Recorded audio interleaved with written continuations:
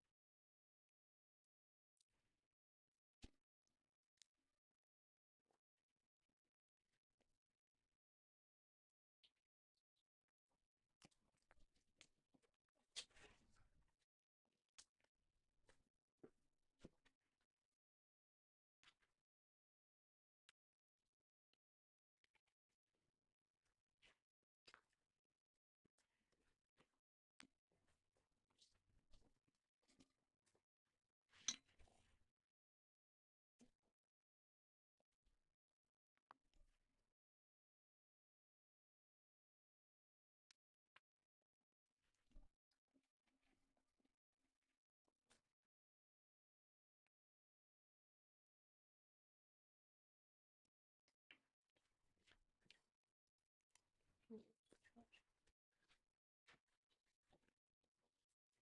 The lineup's unchanged.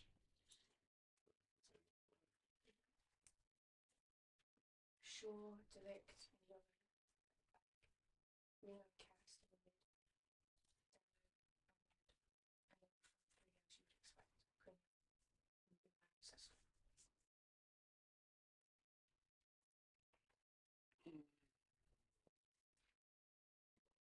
What's it say? What's going on? Oh, I just moved it, so the one in front of me. Oh, but why didn't you just put it there? Where what is this?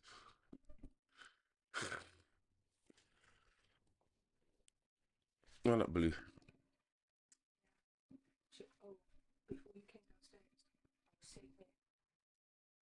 Saw Blue running, saw a big fat brown cat running straight after as though she was going to come in our door. I jumped up so quick, I ran in, I yelled her name Blue. The other cat got scared, jumped over and ran away. They were proper going to fight. She was scared. That's why she keeps coming in like me. Why is it long ass? Can't even speak. She's spoiling the cat.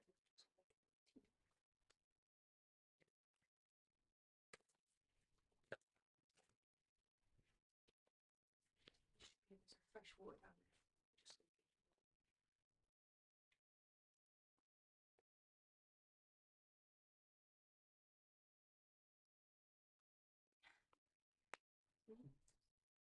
water.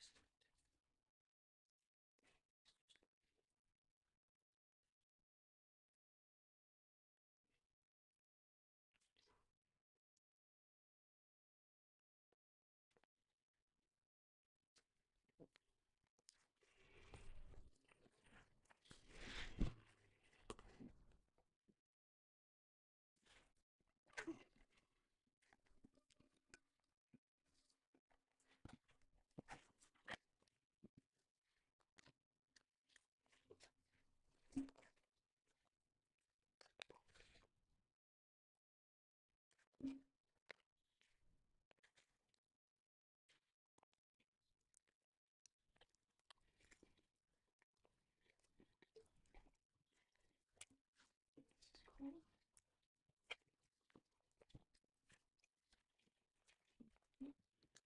Probably left it in the day.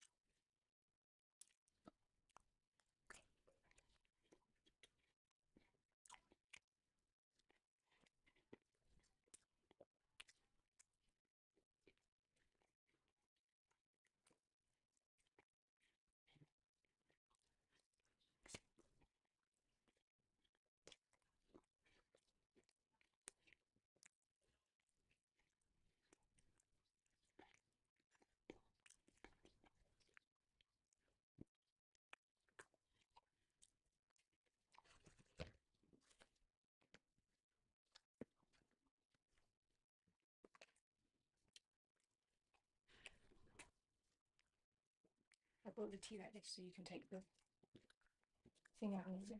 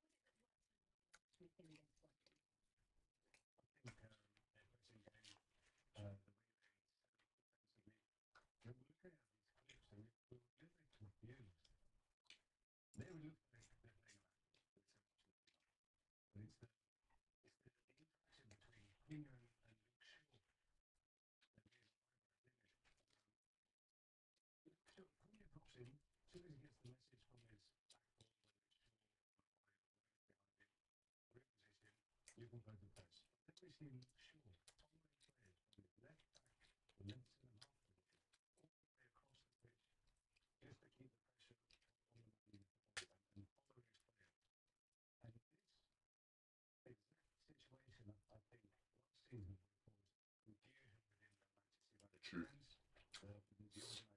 Yeah. Shaw would be like, what the hell? Why am I here? When you're in that position and you're left back, you're like, what the hell? It feels weird. It's not.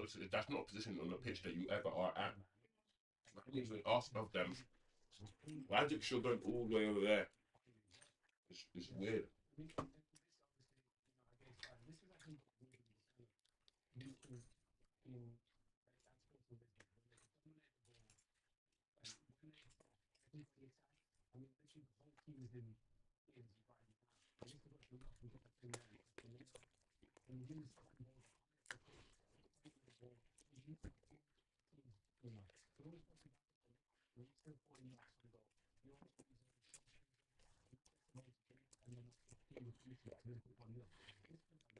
I can't see myself. I don't know what I look like. I look like crap or not.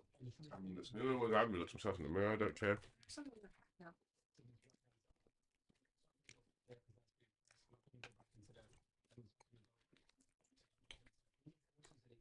You want to moisturize your face? This is really good moisturizer for your hands and face. No, I just got tired eyes. I was in sleep.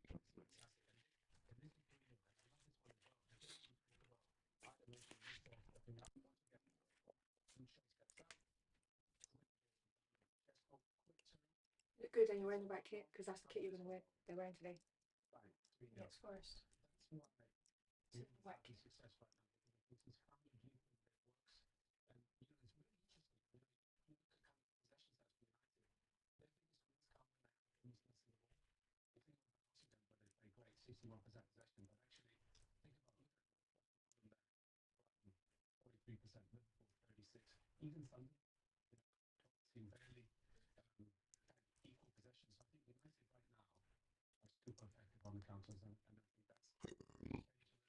Let's go. 3, 2. Oh yeah, but 3, 2, 1. And we are live. Manchester United versus Nottingham Forest. Live 3 p.m. kickoff. Kickoff is literally in about 12 minutes. Man United playing away from home today big up the chat. What's everybody saying to me? What's everyone doing? How's your morning? If you're local, what's your day, your morning looking like? Where you watching the game? Talk to me.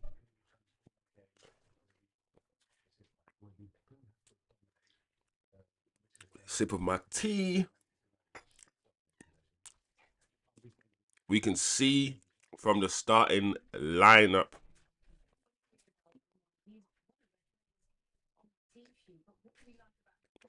TK says, I heard your mic before the We Are Live. Yeah, I don't know why that's happening, TK. It happened we tried to go live yesterday as well, and it was just messing up. It was just acting up, so we couldn't even go live yesterday. And now you're hearing me before I'm even live, so that stuff shouldn't be happening. So we gotta try to get back to what we were doing before we tried to do something smart yesterday. Basically, we tried to do something clever yesterday, TK, with the show, and yeah, technology wasn't technology. Or maybe it was us. We weren't doing something properly. So the whole thing flopped, man. But yeah. Big up TK though. It looks like we are starting the same team. Consistent team. You know? Consistency is something that we absolutely need at the moment. And the fact that we started the same team, I think this same team three games in a row now, I believe, can only be a good thing. Because we need more relationships to be formed all over the pitch. I think the only disappointing thing for me is that Dallo keeps starting. He's, Dorgu, when he signed Dorgu in January, he put Dorgu in.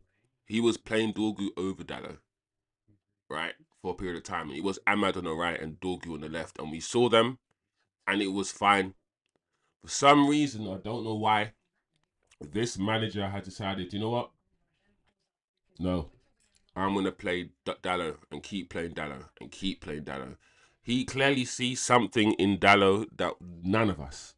I don't think there is a Man United fan out there, actually. When I look at all the reactions, listen to all the channels, all the YouTubers, I don't think there is a Man United fan out there that wants Dallo to start. I think we all unanimously, universally, yeah, believe that Dallo shouldn't be starting all these games. But that's the only thing. That's my only concern. The fact that we're not going to get anything from the left-hand side. The manager knows that because he knows the data. He's seen how Dallo plays. We usually get something when Dorgu, Dorgu's speed. But yeah, that's the only disappointing thing. But other than that, guys, I think we're content. We're content with the lineup. Never excited. I think that's one of the issues with this manager. Before the game, the Thursday and Friday, we're excited. And then every time we see his lineup, we're always like, oh, I wish he took more risks. I wish he wasn't. Because right now, Amrim's in survival mode. He's falling back to what he knows. He's playing the Luke Shaws. He's playing the Casemiros. He's playing all these players that he didn't play before. He's playing the old guns, the so-called experienced players, the Heavens, the Dorgus of this world, the Mainus of this world. They're not going to look in because he doesn't want to lose.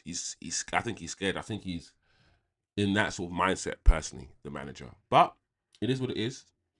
We can just only hope for a win. I see TK in the chat saying he's predicted a 1-1 draw. Something smells off. Yeah, I'm with you, TK. But that happens, TK. How many times have we been a bit optimistic before a game, and then the day of the game, we see the lineup, we see the team sheet and everything else, and we're like, oh, yeah, I think that's what happens. But we'll see. This is, like I said, a different game. The stats, the data says, guys, that we perform better when we don't have the ball. You know, The data is clear. So I'm interested because Nottingham Forest are at home. Forest are at home. So our Forest is going to be the home team that just gives us the ball. That's what I'm thinking. What's the game gonna be? How the game gonna pan out? Because everyone's been talking about Nottingham Forest and low blocks and Man United playing well against expansive teams and let's see what we do with a team that sits back and all these things. But are we sure Nottingham Forest are gonna do that? Sit back. I mean, they are the home team. They are the home team, guys. So think about Sean Dyche. Sean Dyche usually sets his teams up very difficult to beat. Doggied. So we're gonna see a very physical game as well today, people. A very physical game.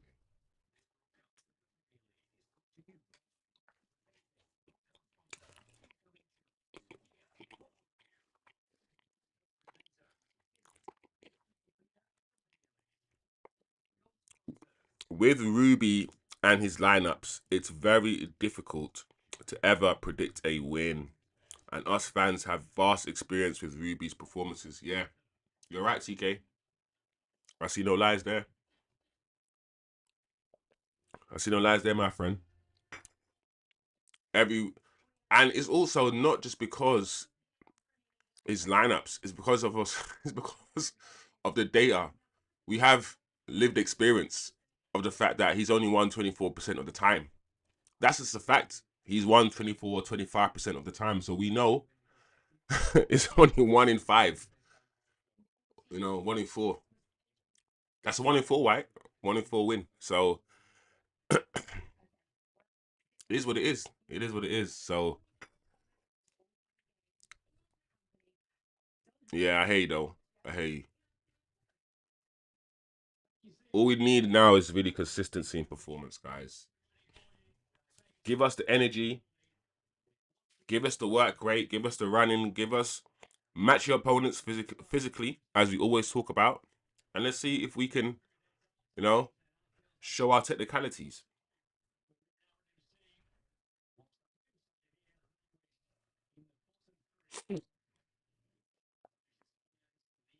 Let's go. There's a few 3 p.m. kickoffs as well. Arsenal are kicking off as well, 3 p.m. Liverpool. Is Liverpool kicking off against Aston Villa 3 p.m.?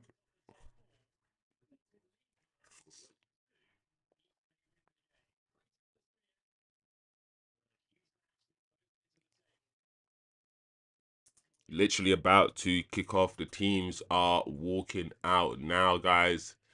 Yeah, this is going to be a physical battle. Look at Nottingham Forest players, bro. They just look huge. We have Mbumos and Amads.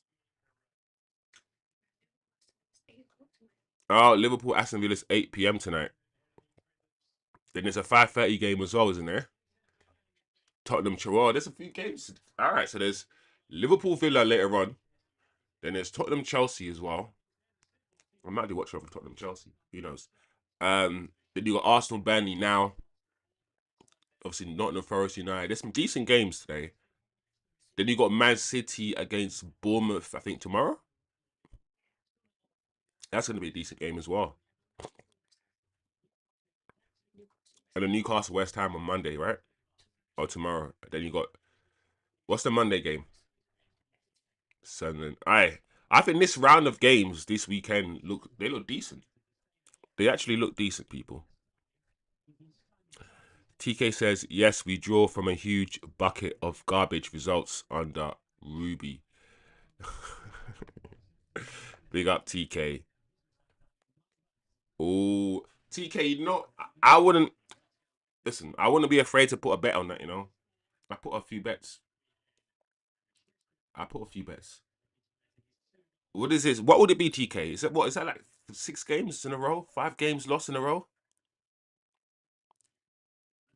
TK, surely they have to sack this guy. Slot. You surely you can't spend 500 million and be doing this, bro. You can't do that. You can't spend 500 million and be doing what this guy's doing.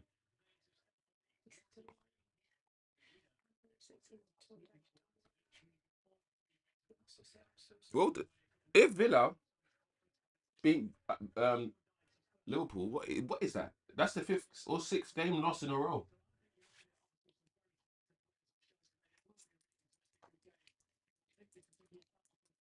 Still can't be doing that.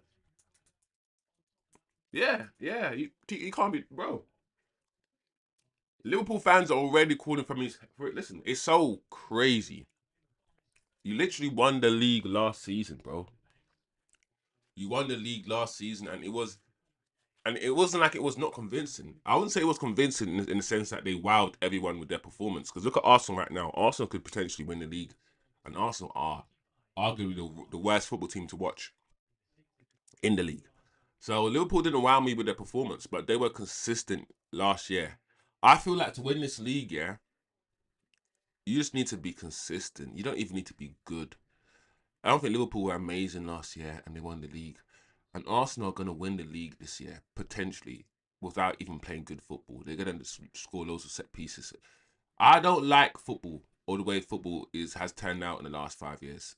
I'm hoping it's just cycles. I'm hoping we're going through this Stoke corners, set pieces, everyone running and kicking each other. The whole, hopefully, we're going back in time in the last couple of years in terms of how we play football to maybe play tiki taka football again. Maybe it's a cycle because we've clearly gone backwards, right? In terms of throw ins now, corners. Those are the things now. Those are the fine margins now. And it's almost as if we've forgotten that those things can be used because we're so invested in this pretty football that we've forgotten about the ugly side. And now Arsenal are bringing the ugly side to the forefront, the ugly football. And listen, if this ugly football that Arsenal are doing keeps working, everyone is going to adopt ugly football. And then we're going to continue with this ugly, boring, dead football that we've been seeing for the past 2 or 3 years in this league. Until maybe someone goes back to playing a technical foot. I don't know. I'm hoping that Man City and what Pep does will still be the type of football that people still want to see. Or maybe the fact that we're playing football the way that we're playing football is it shows humanity where we are, and the fact that we don't care about how, we just care about results. Before we were morally and ethically present, we cared about how we did things, and now it's just like I don't care who I hurt or what happens, just get me to where I need to get to. So maybe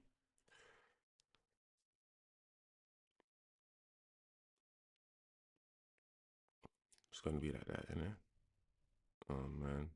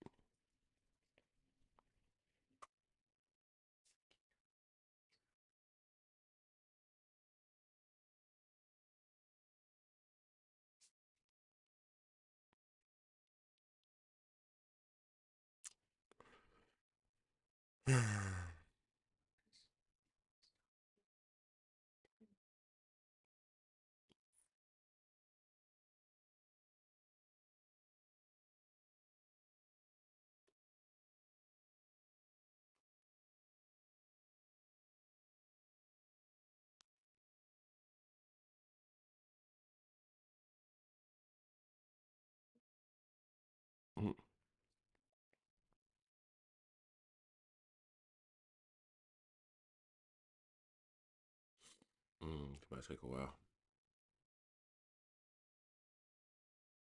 Yeah. If it does, I'm not gonna. I was exit.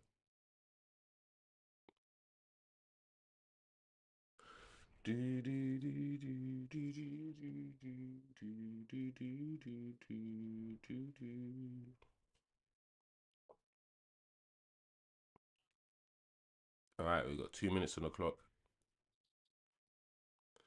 Let's see if this one works.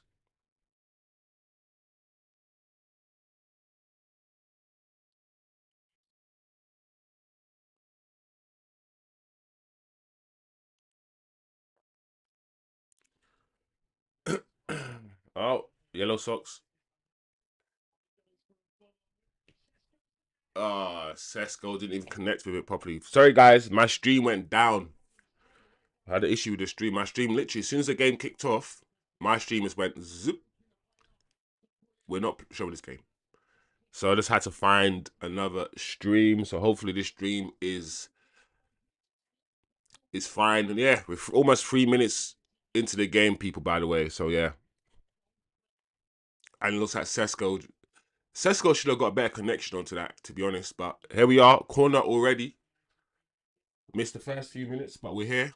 Big up, people.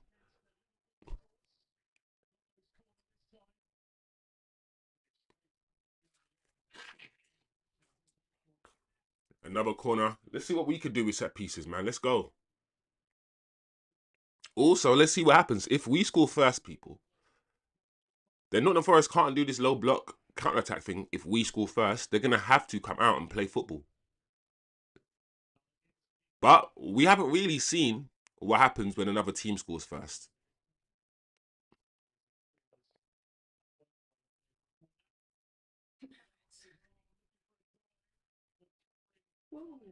Well done, Ahmad. Yeah, look at Forest.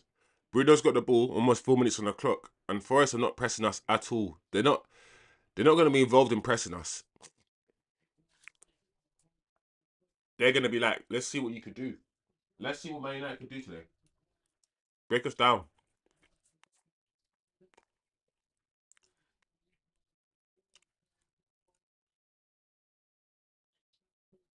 Wow, we played that from the back. Look at us. And we did it well.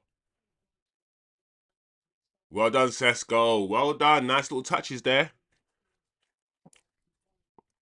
We actually played that from the back, yeah, and moved the ball into our midfield in that movement. All about triangles, man. There we go, Dallo. What you can do, Dallo. Dallo's a right-footed as well, so he's always have to come inside.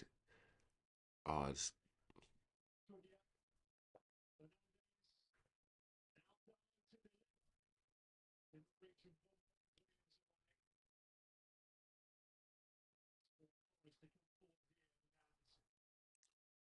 wow, look at Anderson, man. Anderson was so good just there.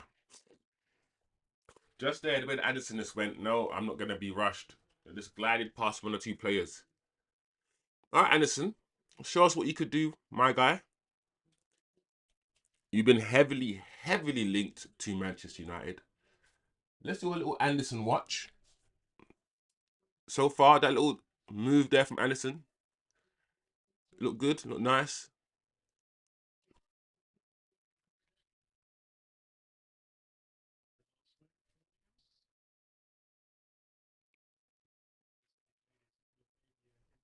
Oh,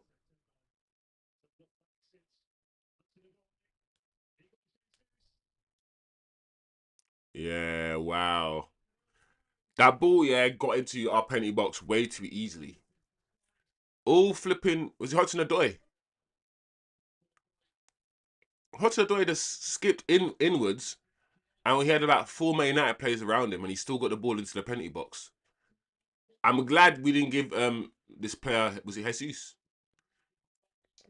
Jesus time to turn, but listen, we need to do better, man. 6.5 minutes on the clock, guys. Short corner from Forest. Oh, headed over the bar. This is not going to be an easy game. You can already tell. You can already tell, guys.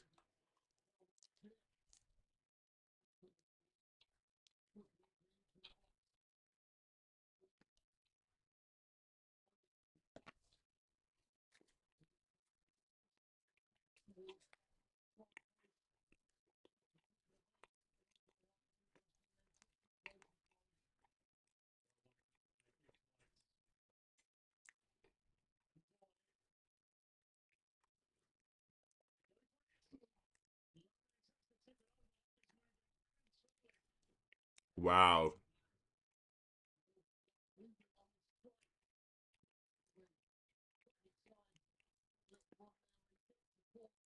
I'm not going to lie, yeah. Why is Le Mans palming it over the bar?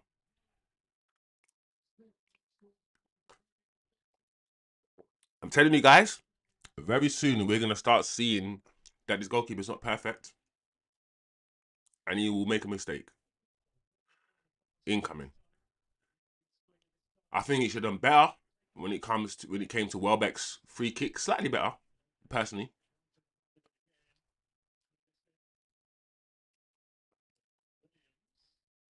We gotta be doggy today, man. We gotta just defend well. Cool. So they are attacking. Forest, look at Forest now. They're trying to pin us back. So Forest are here to play their game. Forest are playing their game. They're not just gonna do the counter attack thing.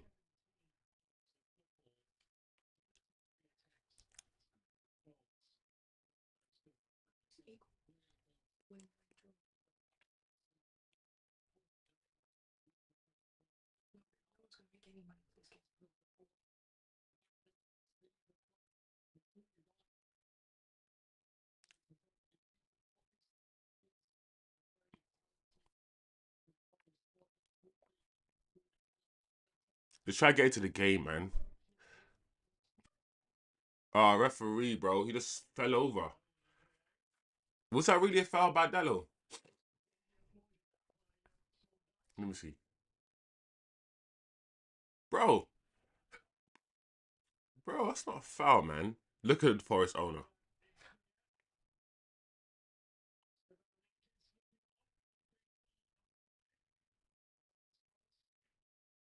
Oh no.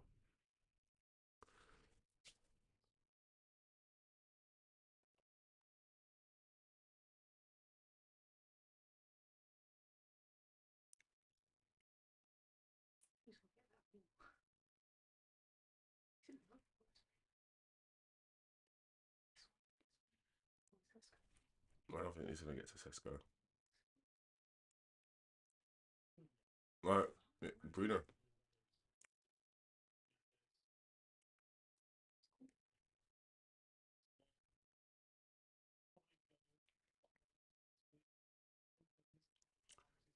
All right. I'm not a fan of seeing players, even though the ball's not moving very, very quickly. I'm never a fan yet of seeing players stand still on the ball and just walk around. Like the way that Bruno just stood still and just walked with the ball, I'm like, I,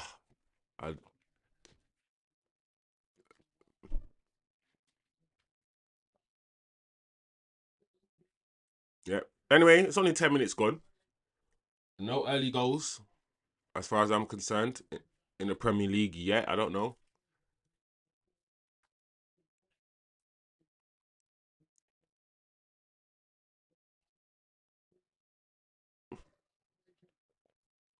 Douglas Luiz.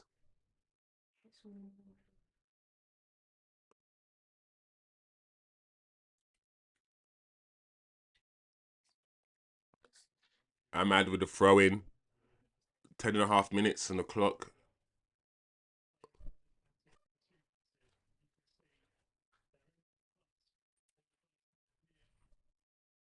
Casemiro foul on Anderson.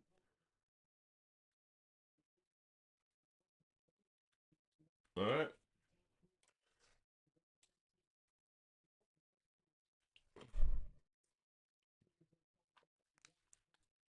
The ref is whistle happy today. There won't be much flow to the game. Yeah, it seems like it. And to be honest, regardless of whether the ref is whistle happy, it just feels like that one of those games where you can only make 4 passes before you get clamped.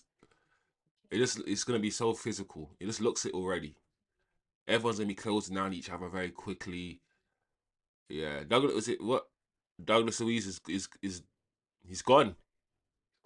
His day is over. His match is over already. There you go. Maybe that's a benefit for us. A blessing. Who knows? We'll see. It looks like Douglas Luiz is injured, people. Is it his calf? Hamstring? Hmm. Unfortunate. But we'll take that. We will take that.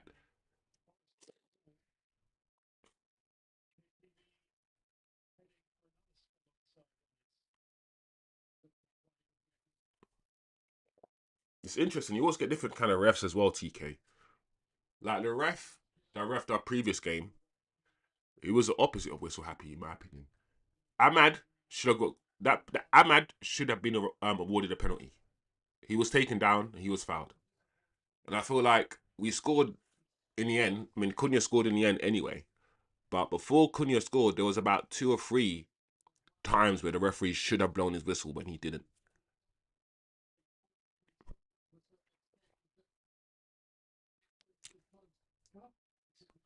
Brighton. Oh, why did we sell Welbeck, man? Welbeck just scored, so it's 1-0. Was it Brighton Leeds, isn't it? Yeah, 1-0 to Brighton against Leeds.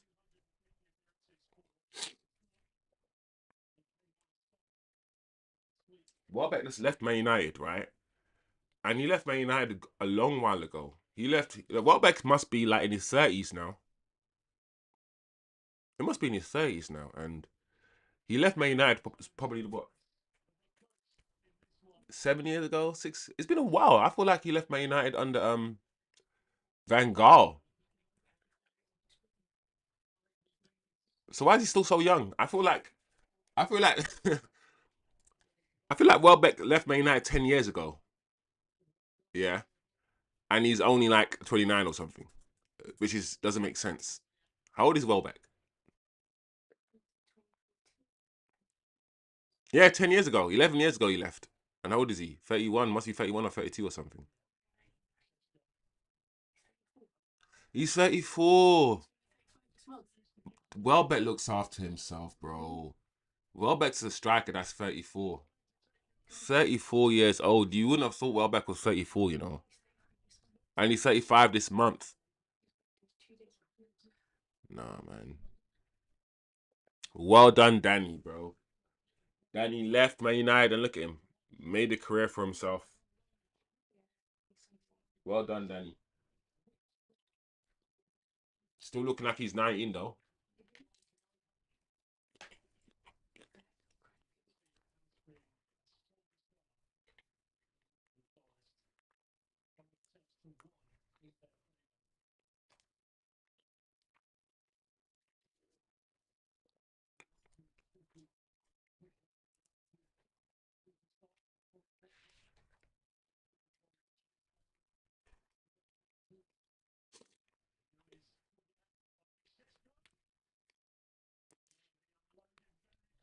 I'm not gonna lie.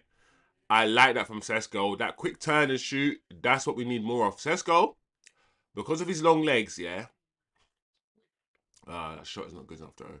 But because of his long legs, Sesko, he can often look a bit Bambi-ish. He's usually very quick and he's got tidy feet. But every now and again, he looks like the ball gets stuck under his feet. So when I see him get the ball away from his feet and out of his feet, yeah, quickly like that, I'm happy.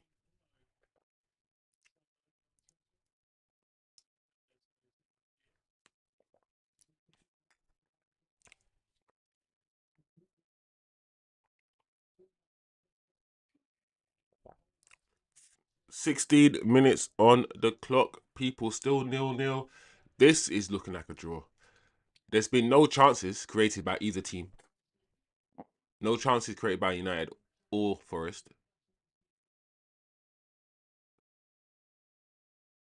About one corner each. No cards yet. There's been no really good passages of play. Neither team has really kept the ball longer than a few minutes. Very scrappy game, guys. Look at the ball being in. Look how long the ball's been in the air in this move. Put the ball down on the ground and play some football, man. There we go. Ahmad. Go, go.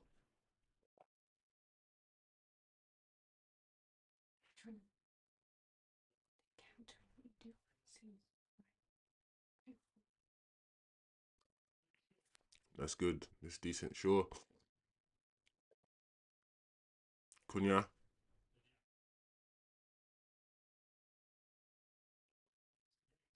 I just kicked the ball at Cunha. Why did he do that?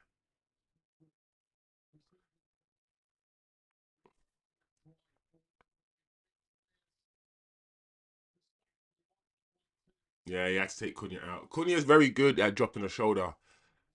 That what Cunha just did there when he just burst through, dropped the shoulder. That's why he's a 10 and Bruno's not a 10. Bruno doesn't do stuff like that. Bruno's a midfielder. Cunha can play with his back to goal. Bruno can't play with his back to goal. What are we doing here? Long ball? No. Cunha. Oh, that's not good, guys. Oh, Cass. Cass. Come on, man. The ball was in the air for so long. He had so long to read the flight of it, man. You could have got in a better position and actually put the ball back across the goal there, Cass, rather than kick it straight at the goalkeeper there, man. But we tried something new. It looked like we tried something new.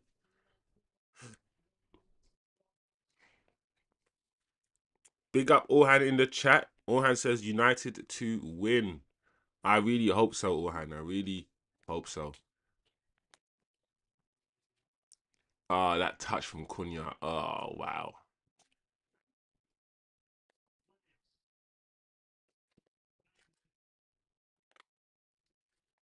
Oh, clear the ball. Well done, goalkeeper.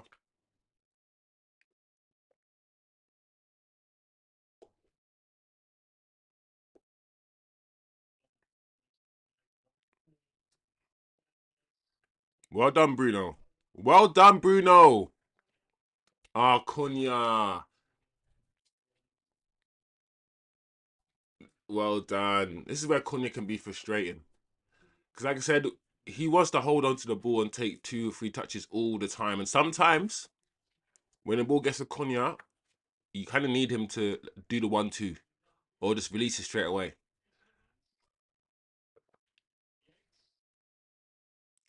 I'll be very interested to find out how what happens to me in my opinion of Cunha. Because if this is how he's gonna play, he might be one of those players that I really do like, but it's gonna bug me once in a while, if that makes sense.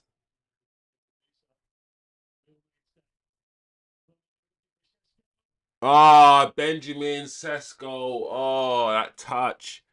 Always one thing my coach will tell me as a child, and will always tell me when I played up front.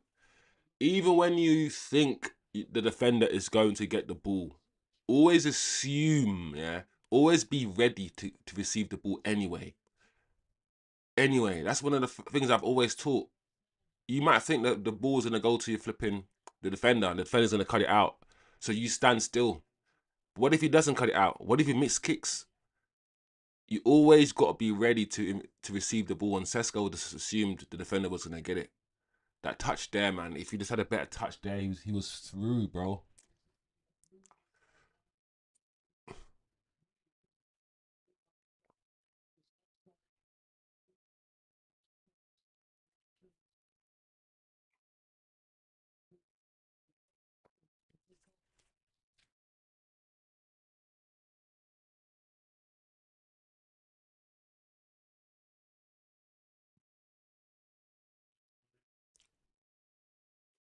Ah, Bruno, bro.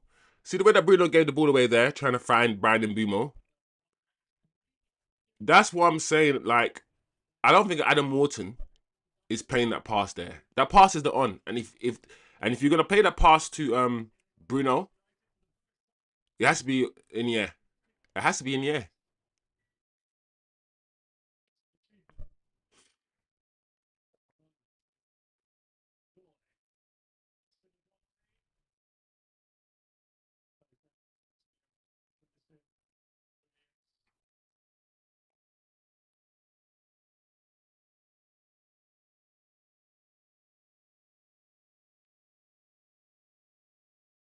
Ah, Bruno again with the bad pass. I don't understand how Bruno can get away with some of his passing in games and nobody moans, right? And he's supposed to be. You know when they talk about a player, yeah, like he is good, and when you watch him play, you're like, no.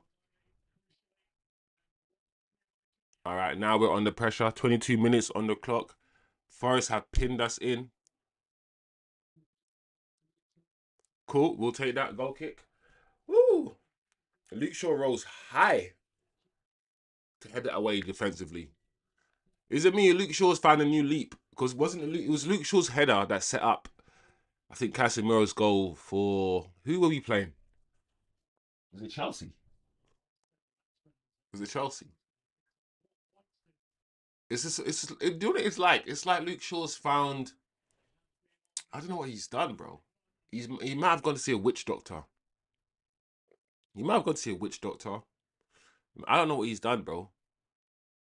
He's found some new level of athleticism that we only saw.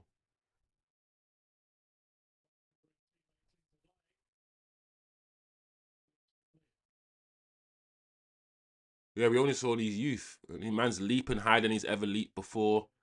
He's running quicker than he's ever ran before. Pressing high. Come on, Ahmad. Ahmad, you got to be stronger there.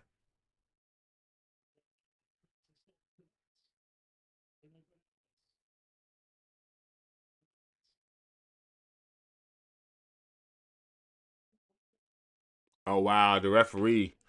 The referee's gone from being whistle happy to like not blow his whistle.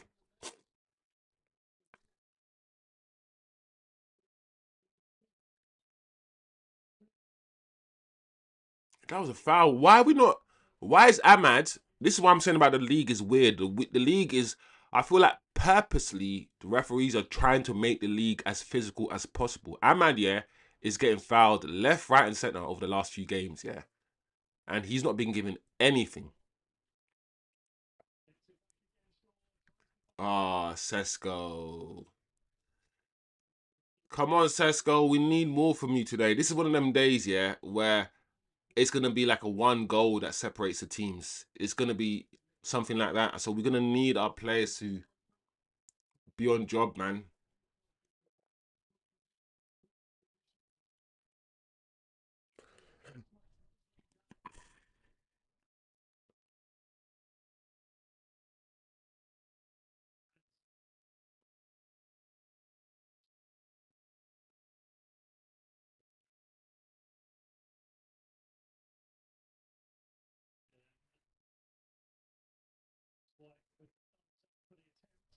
All right.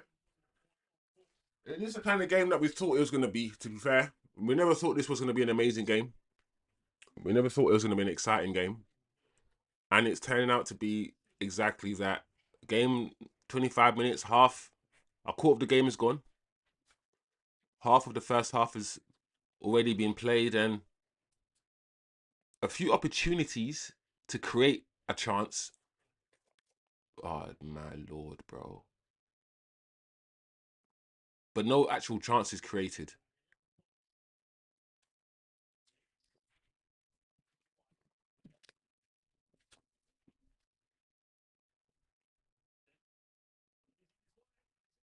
That's Dallo.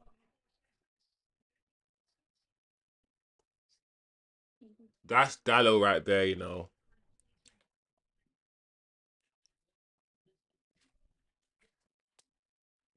Oh no.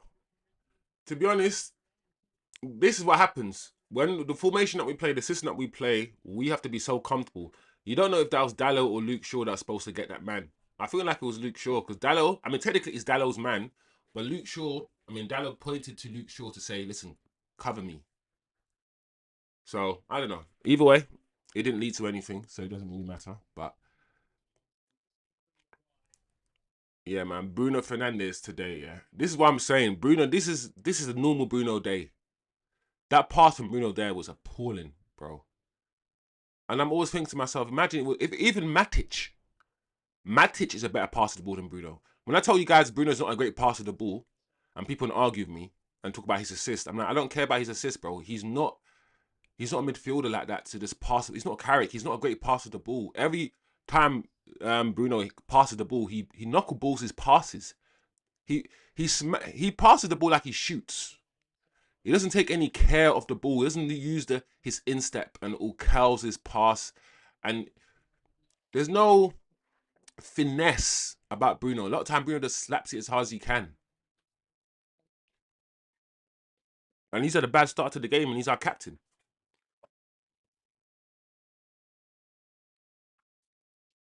He's our captain.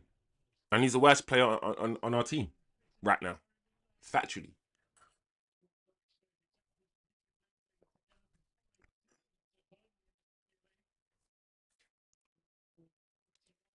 Let's see if Bruno's next pass he can find a man. There he is. Oh, there you go, Bruno. Well done. Flipping it. Well done.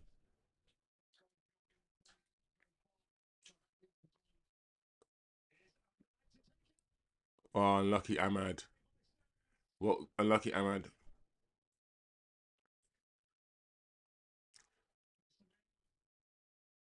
Oh, Cass. I see what you tried to do. Is Ahmad offside? I knew he was offside, Ahmad.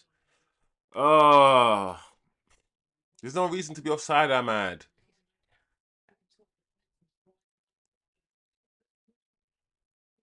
Hmm. Ahmad's gonna score one or two of those. I feel like Ahmad's still getting his feet because a few times both Ahmad and Mbumo has gone for the curler into the far corner with their left foot. It's been too close to the goalkeeper. They need to set the shot even wider. All their shots, all their sort of inside curling shots from that side, yeah, are going towards the middle of the goal and it's an easy save for the goalkeeper. They need to set the shot even wider so it curls into like right inside the post. Just set the shot wider, man. Recalibrate. That's what I used to do when I used to play football. My first two shots, if it was straight at the goalkeeper, I just understood that I just need to just aim a bit wider when I curled it in. Recalibrate. Recalibrate. Gyökeres has scored, says TK. So Arsenal are winning as well. So Arsenal winning. Gyökeres scored. Bruno passes like he shoots. Xerxes shoots like he passes. I think that's a good way to look at it. That is a good way to look at it. Bruno, I've always said this. Bruno passes like he shoots. He knuckleballs his passes. He slaps his passes into your feet. Like, I'm like, bro, you know you can use the side of your foot. You know you can use the side of your foot. You know you can cushion the ball. You know you can take time. You know you can actually think about your teammate when you pass him the ball. Stop launching grenades, bro. Like everyone has to, like stop launching grenades, Bruno. That's all I'm saying. And yeah, Zaxi shoots like Zaxi shoots like he's scared to use his laces. And Bumo,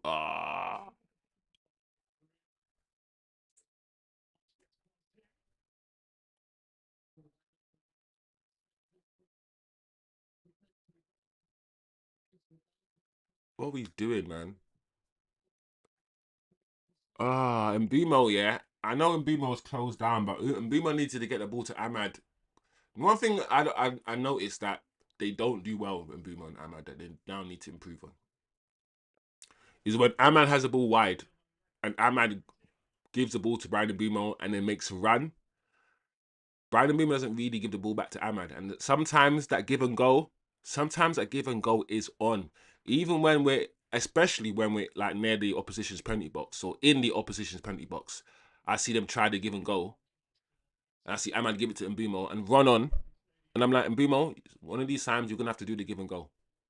You're gonna have to do the 1-2 with Ahmad because it's on. It's actually on sometimes, and I feel like the cohesion between them is getting better. It has improved, but there's ways to go. There's ways to go.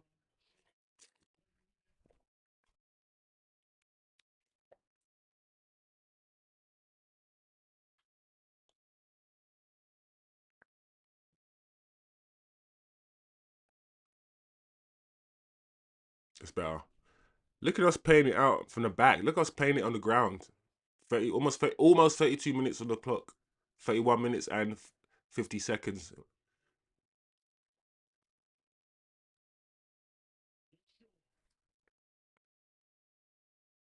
Cunha's like, ah,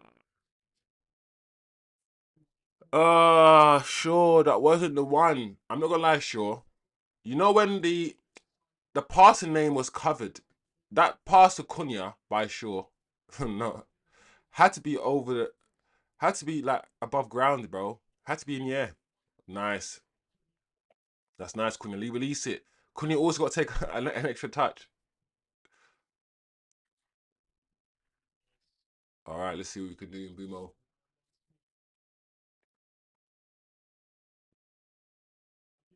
Oh, well, great defending by Nottingham Forest there. What? That's corner, bro. Nah, don't try it, man. That's a corner, fam. Nah, it was a corner. The ball went off, man. Let's relax, everybody. Stop lying. Yo, big up, Tim. Yeah, man. Still looking for that one goal. Tim, tell me how you're feeling about the game, though. Tell me how you're feeling. How's the game panning out for you? It does feel like a 1-0 game, though. The last time wasn't the last time we played them. Was the Alanga goal when he ran through our whole team? Was that the last time we played them? When Alanga scored that one goal and it was 1-0 and we couldn't score. Yeah, this game feels like that game. It feels like a 1-0 game. Cash again. Casemiro again. I'm telling you, lot. By the end of the season, and remember I've told you this. Remember I told you this. You guys are gonna eat your words when it comes to Casemiro. He is our best midfielder, and he's what 33, and he's not even close. He's the best player in our midfield. He passes the ball better than Bruno, and he's always coming up clutch. How many times has this guy scored? He's scored 4 goals already this season, Casemiro, by the way. And Casemiro doesn't score penalties. So by the end of this season, Casemiro's gonna. Ooh. By the end of the season, Casemiro probably is gonna be in 6, 7 goals, I reckon. None of them penalties. And Bruno's gonna be in about 6, 7 goals, and all of them penalties. Casemiro, the hero. What a header. Well done, Cass. My guy. Well, no, listen, set piece merchants. Cass has always been good at set pieces. I've always said, listen, I get it. Off the ball, I get it. I get it. I do. But even the managers now have to say, listen, I've got to play Casemiro. Every manager who tried to say, listen, I don't want to play Casemiro has found that he has to play him.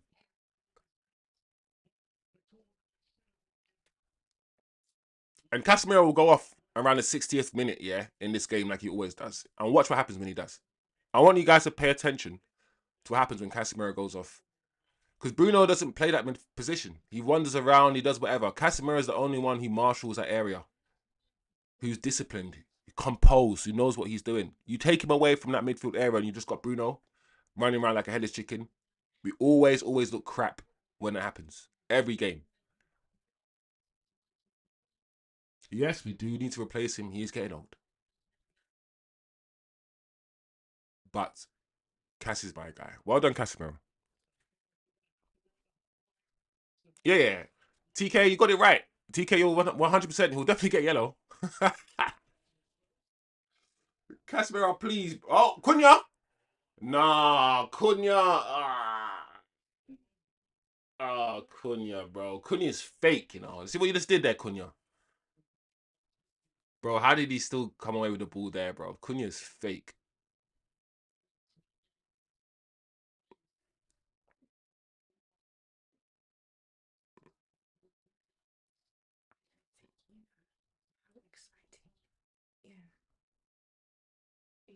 Oh, here we go. Well done, Dallo. Well done, Dallo. Well done. Let's see what we can do here. Oh, Ahmad. Ahmad's got the ball. Well done, Ahmad and Bimo. Oh, Brian. Oh. Unlucky, guys. Let's get the second. Let's get the second goal if we can. Who scored the second for Arsenal, guys? Rice's header. Arsenal are done then. Arsenal have won. Arsenal have won the league, guys. Can we? How are we saying this already in October? We're just in November, and we're saying Arsenal have won the league, guys. Who's gonna compete? Who's challenging Arsenal right now? That's the problem. Arsenal every time, every season, there's been somebody challenging Arsenal. That's why Arsenal haven't won it. Arsenal don't like to be challenged. Arsenal like the smooth easiness. Yeah, when you put Arsenal under a bit of pressure, yeah, they fold.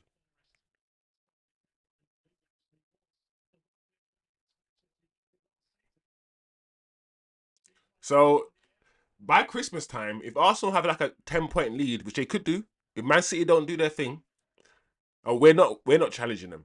So if we are like second or third at Christmas and 10 points behind Arsenal, they're good. Arsenal not gonna concede any goals. Yeah, from now until the end of the season, Arsenal will not concede a goal. I'll be surprised. Listen, all right. From now until the end of the season, Arsenal will probably concede 5 goals. How many goals have Arsenal conceded over the last 7 games in the Premier League? One. Arsenal have conceded, yeah, and then since the season started, and it's been like 9 games now, maybe 3 goals. 3 goals. It's weird what's happening with Arsenal. And at the end of the day, defenses win leagues, right? That's what they say. Defenses wins leagues. And Arsenal's defense right now, my gosh, it is looking like a brick wall, bruv. It is looking like the Great Wall of China. The Berlin Wall is looking like one of those walls, bruv. That's what Arsenal's defense is looking like. It looks fake.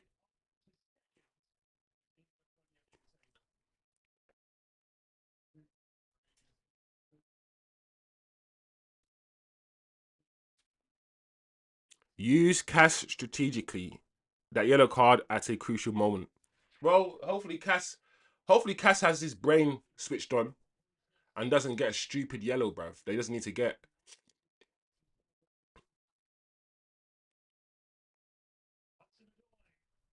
Ooh.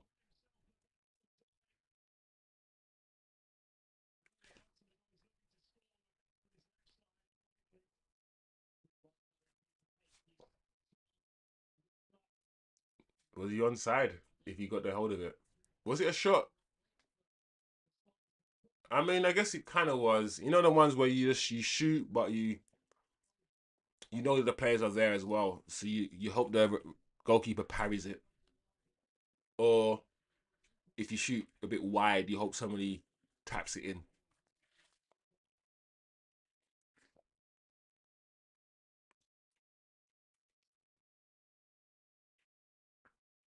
Oh, look at Cass's pass. Look at Cass's pass there to Dallo, the volley. Oh,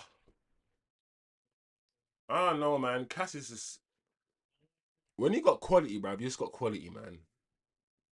And it wasn't even like a full-on volley to Dallo. You know that sort of volley where you hit it at the top of your feet so it floats up like that rather than go full on. Yeah, he did that little clipped volley to Dallo. I'm like, that's not even easy to do. Just that, I don't know, bro. It's just Casemiro's just different, bro.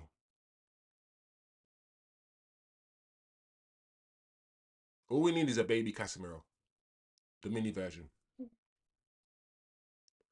the young version, a 21-year-old Casemiro.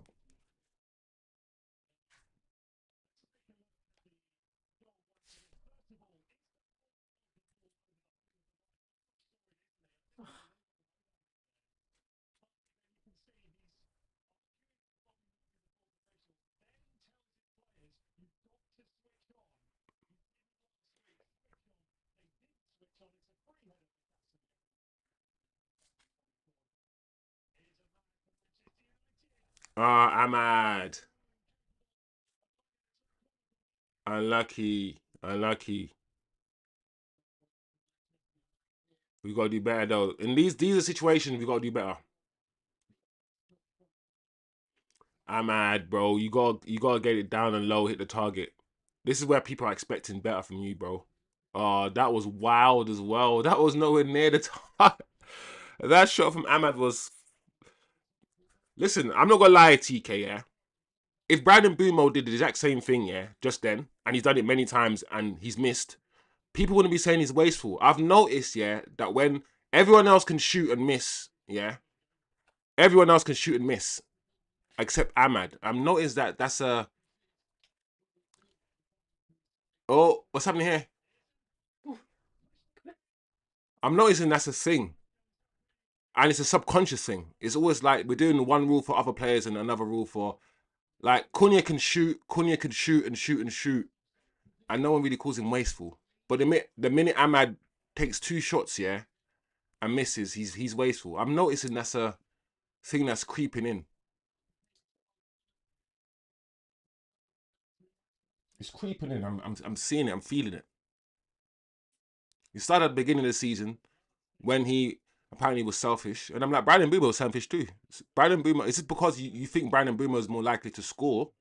So when Brandon Boomer shoots and misses, and doesn't pass, you give him a bit of a grace.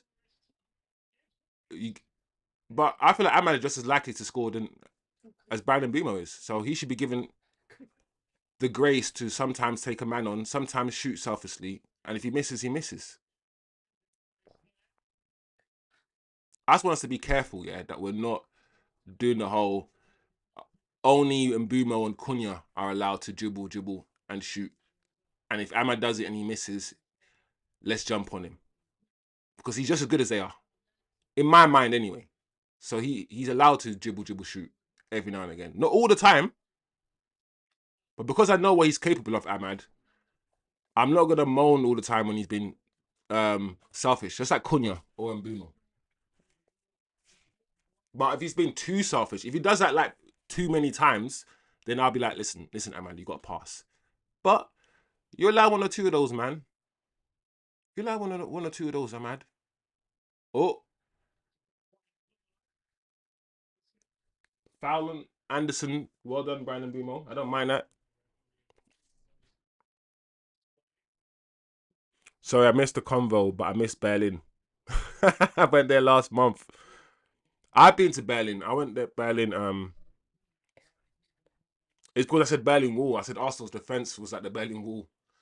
I went to Berlin. When did we go to Berlin? I went to Berlin last year, before last year.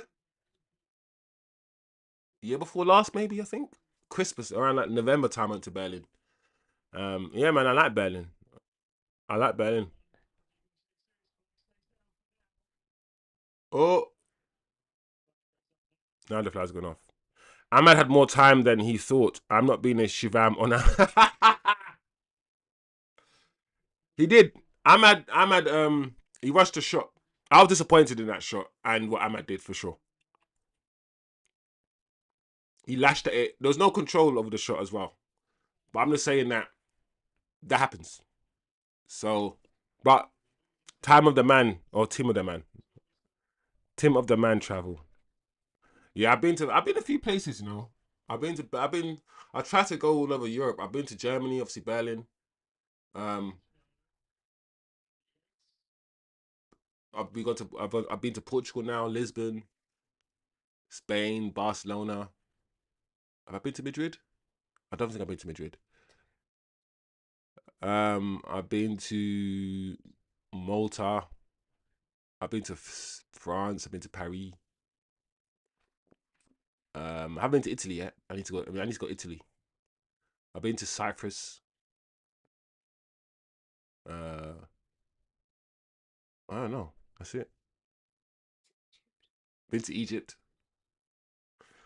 There's just a few places I need to go, man. But I got family over in the States, and I'm always like, I need to go to the States, but the States scare me, man. The States scare me sometimes. Bruno, what was that? Win the ball, you punk. Ah, Bruno.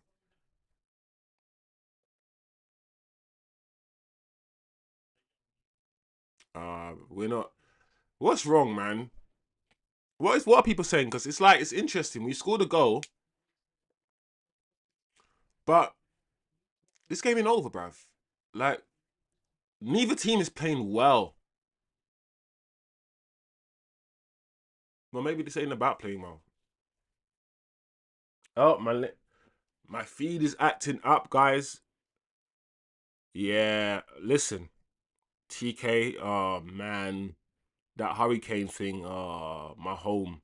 I'm also building a house over in Jamaica as well. I'm building another house because I've got a few bit of land over there, and I just hope that the property that I'm building over there is is also safe because it's not cheap to build properties over there. And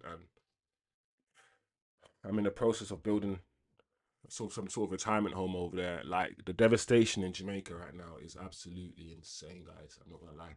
It's different levels. It's your house is flattened.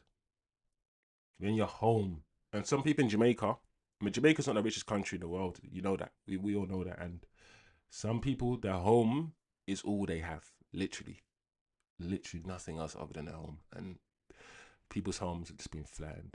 It's insane. So any kind of help that we can listen, Jamaica is a country that no one should really hate. We don't do nothing wrong around the world. We spread love and culture around the world and music. Yeah. So I hope governments around the world send a few million here or there. Send a couple. If every little government sends a couple mil, give us a few JJB trucks to move some of the stuff. Send us some cans of beans and shit. Some toilet paper, some basic shit. Help us out a little bit, and then that's all. Think about these islands, yeah, these little tropical islands. They can't survive on their own in this economic world. They're too small. So we're gonna have all the countries that used to pillage from them, the English, the Spanish, the French, all these countries that were in charge of all these islands, enslaved all these people, the colonizers. Now it's time to see what you give us some money. Give Jamaica some money. Help us out a little bit.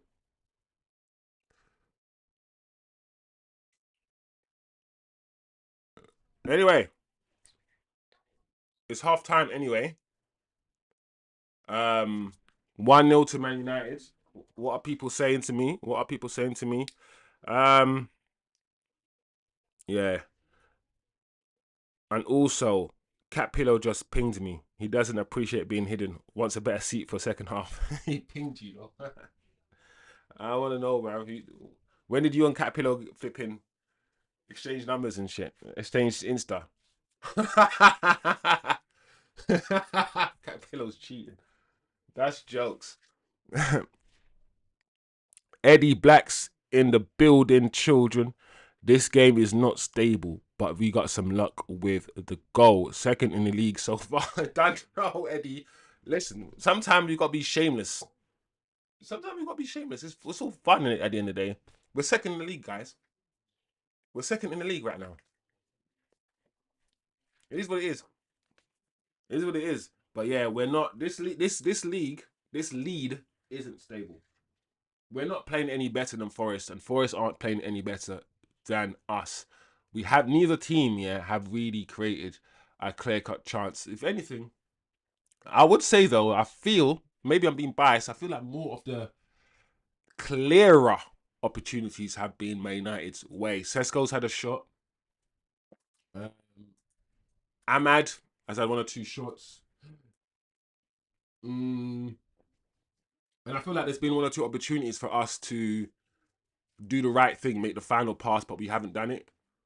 Whereas I can't really remember Forest actually forming or orchestrating a clear chance at all. Hudson-Odoi skipped, past a couple players and he passed it in a box, but the striker didn't get shot off. He fired another sort of half shot, half cross, but nobody could get a toe to it. Was that a chance? I don't know. So Forest haven't really done much either. So what I'm saying is that there's a clear change. We defend better. We're more robust. We're more structured. And it looks like we're getting harder to beat as well. They haven't created a clear-cut chance, but I feel like on the balance, even though I said, both teams are about 50-50, I'll probably still give it to United slightly on the balance of play. But we'll see what happens in the second half, guys. Because like Eddie says, this lead, it's only one. A 1-0 lead isn't stable anyway. Automatically, it's not stable. By default, a 1-0 lead will never be stable. But yeah, Forest look like they could score at any time. In a weird way, even though we've kept them at bay. So So clearly, we need to score the second goal. That's an understatement of the century. But like I said at the start of the game, what happens if we score first and Forest have to come out? What happens? And we'll see what happens. And because Forest now have to come out a bit more, Ahmad had that chance towards the end. So are we going to get more chances to score now? Now that Forest have to come out and play football.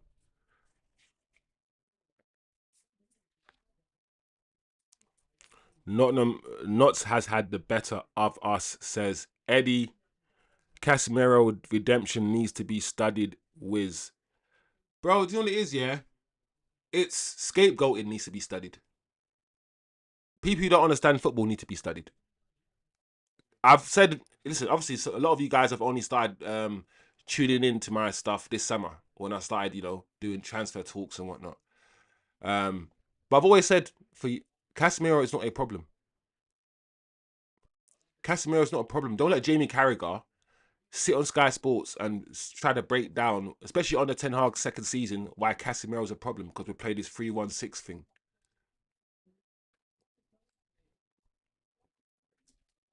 Casemiro was never a problem. Agendas have to agenda, bro. Kobe Mainoo's not a problem. I don't see play. If you don't want to play a system that incorporates a player, the player is not the problem. I don't even use the word problem. Like if you play a system that doesn't have wingers, you can't call the fact that you have a winger in your squad a problem. It's not his fault, bro, that you don't play wingers. So how is it a problem? So if you want to play this crazy mid system where you got to be running up and down like a crazy man, right? When you don't have to play that system, then I'm not going to call Casemiro a problem.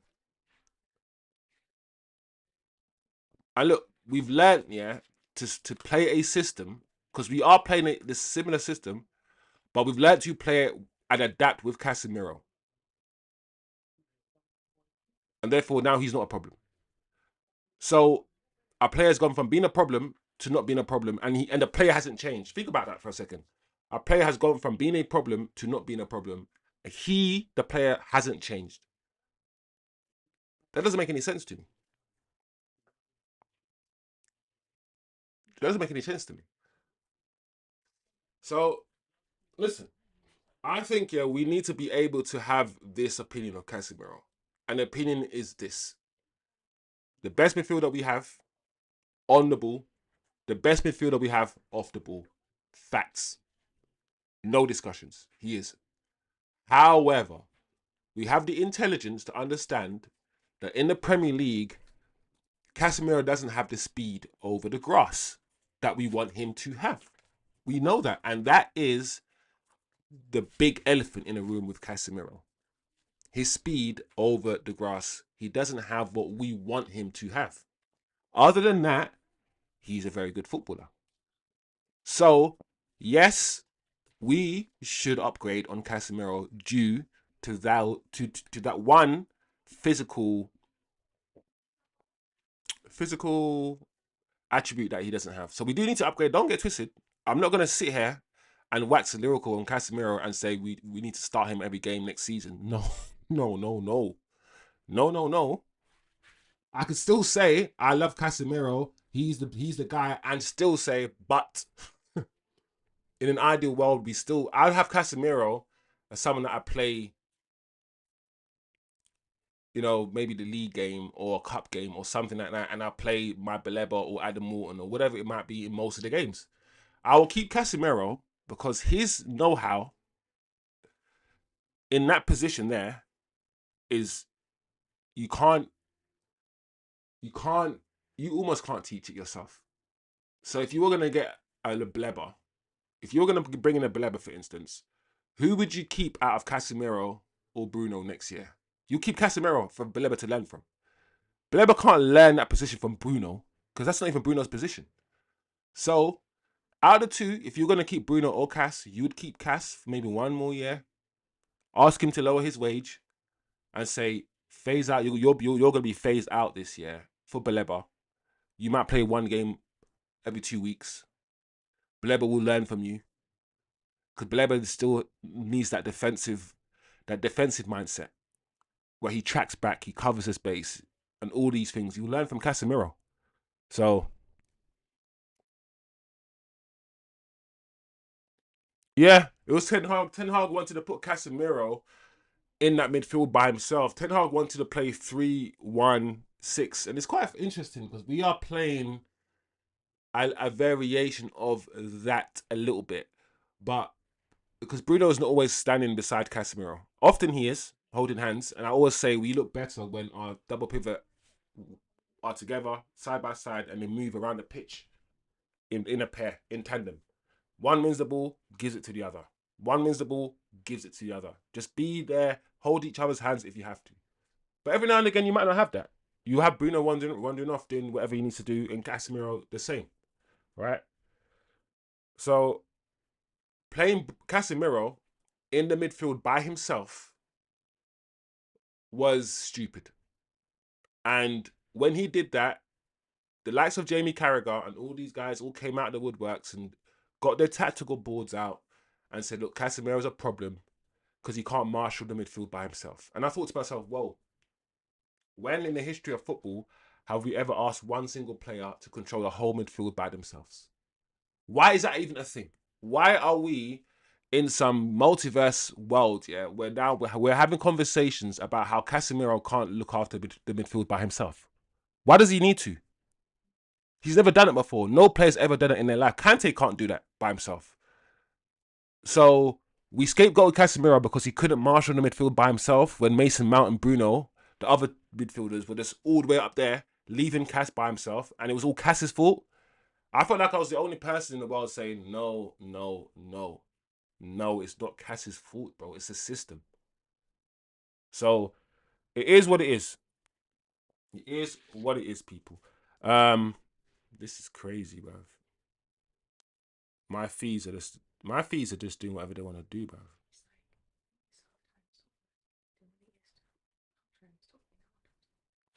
Sesko needs a goal. Yeah, Sesko.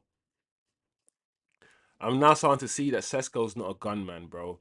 When I watch players like Sesko, yeah, it makes me like proper value players like Defoe, Jermaine Defoe, and all these little guys. Like the likes of Jermaine Defoe, the likes of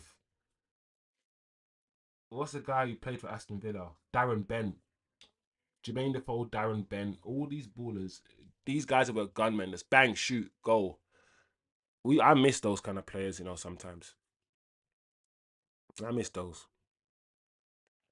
Yeah, oh man.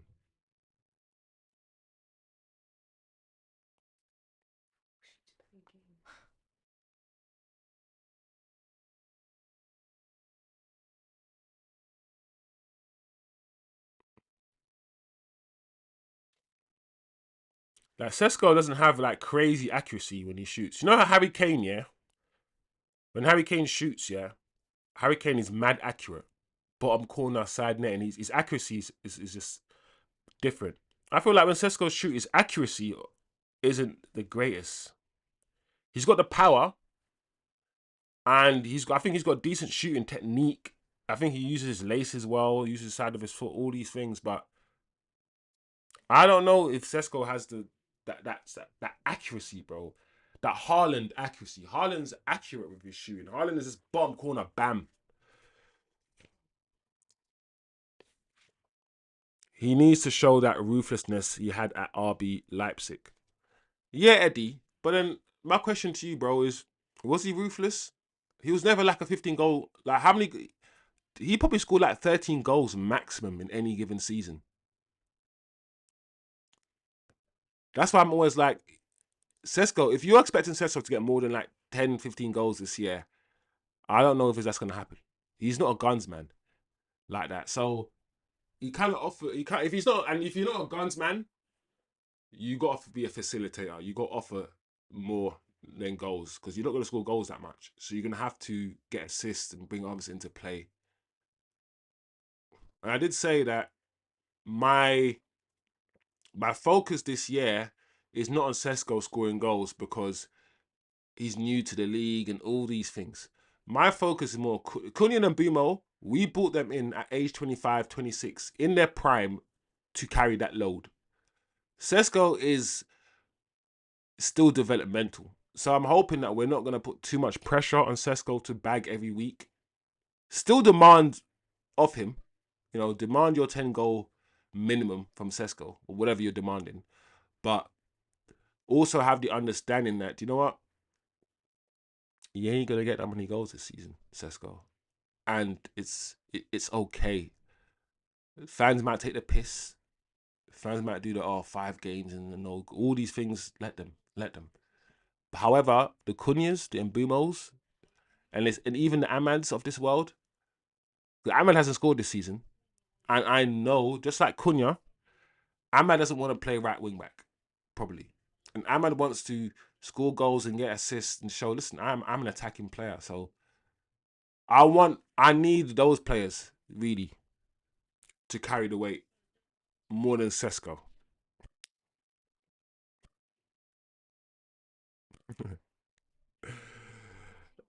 Eddie's funny, bro. And the second half has kicked off. I thought Sesko was a gunman. He's more like a pistol trainee.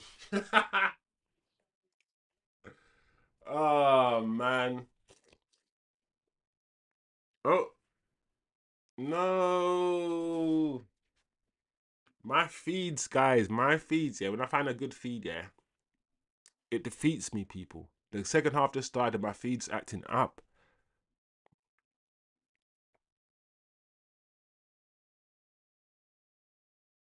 Yeah, I'm not worried about Sesko, TK. I think Sesko will be alright as well. I agree.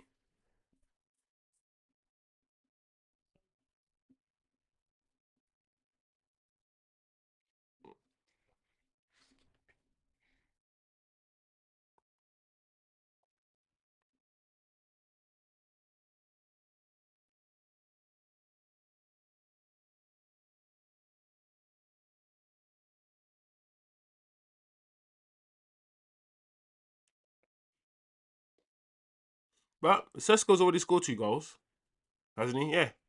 How many?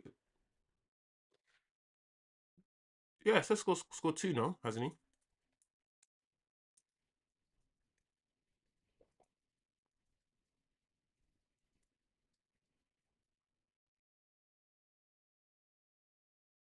Two.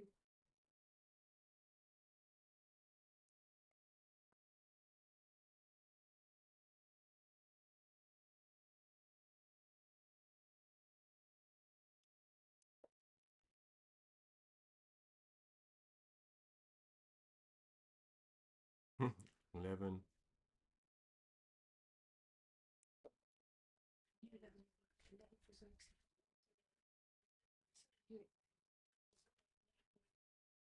All right, 2 minutes already gone in the second half. He said 9 opinions, 2 goals. All right. Corner conceded by Ahmad. Let's see if we can defend this. Well done. Punched away by the goalkeeper. I don't want to get excited about the basics, but I don't. That's It's so good to see your goalkeeper come and punch the ball, bro.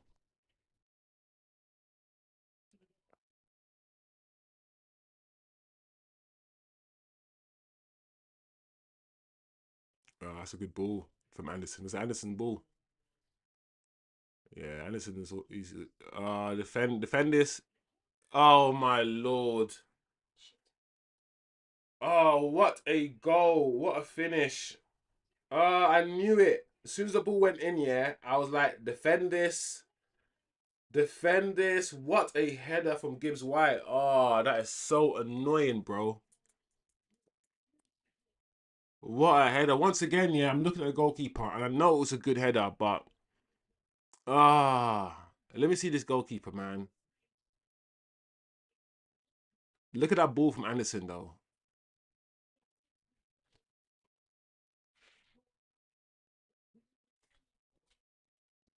Yeah. You're always gonna win headers against Ahmad. Oh, so annoying, man. It's so annoying, yeah, because yeah, anyone else other than Ahmad, he's not getting a header. And you're also thinking, why does the header have to be so perfect? Why did it have to be so perfect? Like, that header, because I'm looking at the goalkeeper and I'm like, do you know what? I can't really, because the header is just perfectly in that corner, bro. It's just so annoying that we've conceded straight away, bruv.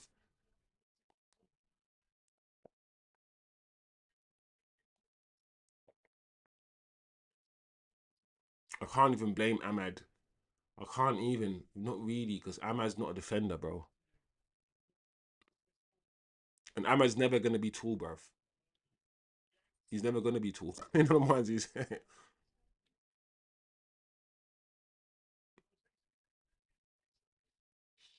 2-1. 2-1 Forest. From 1-0 up. And they've scored 2 goals in 2 minutes. What a game. What a game this football is. You never know, guys. You can never know. But I think, I'm not going to lie, guys, I think the game's done now.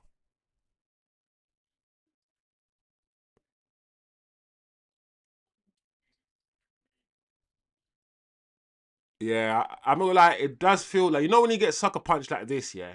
When you can see 2 goals like this quickly, oh my lord. Yeah, I feel like, yeah, we're not gonna get back from this situation. Do you know what it is, yeah? Also, we didn't come close to scoring. Like, we scored by a corner, by a set piece. And this is not one of them games where you score 3 goals. It's not gonna be. So if we're gonna win this game, we're gonna have to score 3 goals, yeah, past Nottingham Forest away from home. And I just can't see that happening, guys. So it is what it is. It is what it is, guys. 2-1 at Nottingham Forest.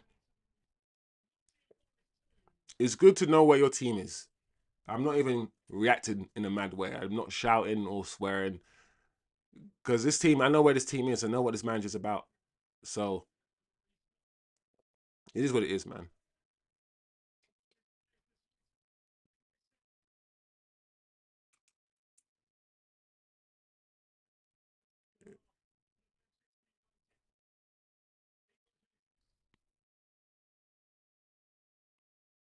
Yeah. It might be 3. I think Forest, if it looks like Forest are gonna score the 3rd very quickly. I don't know what it is. I feel like we're done. Hopefully I'm wrong, man.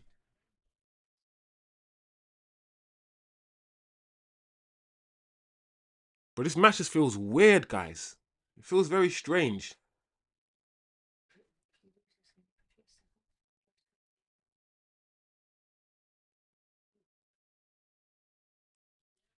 Look at Anderson.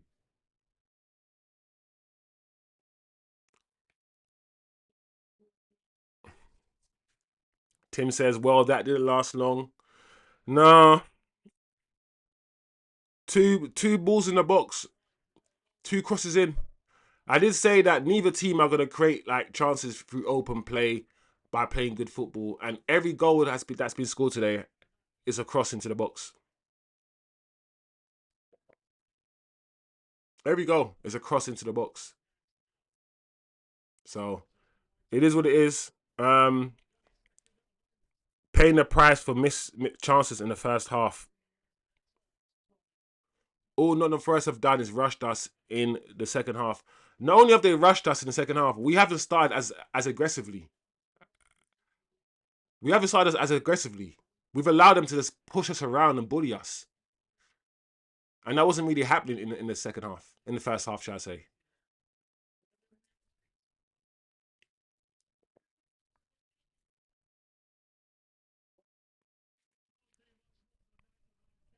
Yeah. man, cat pillow. You're funny, TK. Cat pillow was at the back when we scored, remember? We can't always blame cat pillow. But we can move it. One cat pillow. You've been summoned. The cat pillow has been summoned to the rescue. What can cat pillow do? Saw the new cat pillow.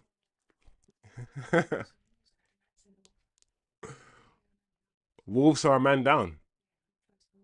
Wow. Forest manager was very confident last week. He had a plan and he's seen it at work. This will end 2-2, said Mark. Mark, at this point, I hope it ends 2-2. I hope we can get back into the game. I don't know. I don't know, Mark. The evidence and the data shows that I need to be pessimistic about it. That's what the data shows. But I hope you're right, my guy. Now Forest don't need to do anything. Yeah. I'm not gonna lie, this is one of them games, yeah, because it was such a rubbish game in the first place. Because the game was so boring, one of the reasons why I kept watching it is because we were winning. Now that we're losing, yeah, I'm not gonna lie, I've got no, I don't feel like watching the rest of this game.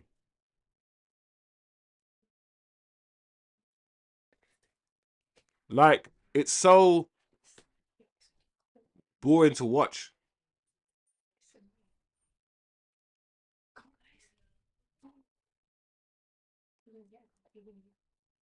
Keep going. Also, what it is, I don't like the kind of football that both teams are like this.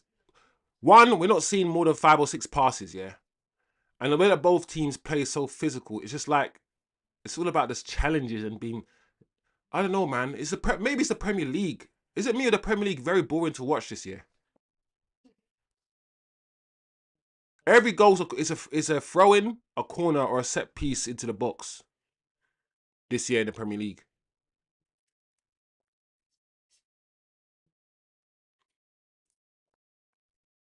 Corner to Nottingham Forest. I assume they'll score their third goal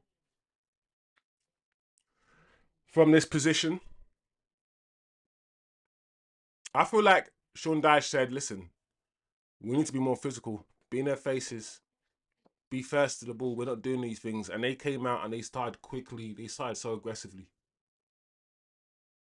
And we, like, even the crosses that were coming in, yeah, because obviously both goals came from crosses on the right hand side, yeah. On their right hand side, our left hand side. We weren't closing them down quickly enough. We were just lazy. Cunha was lazy to go out there to close the cross down. Also, it might be a thing. They said Ahmad is small. Ahmad is small. Let's get on Ahmad. It might actually be a tactic. Why not?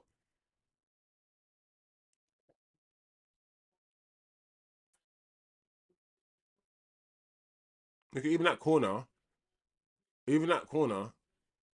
Forrest got the ball. Forrest got the ball.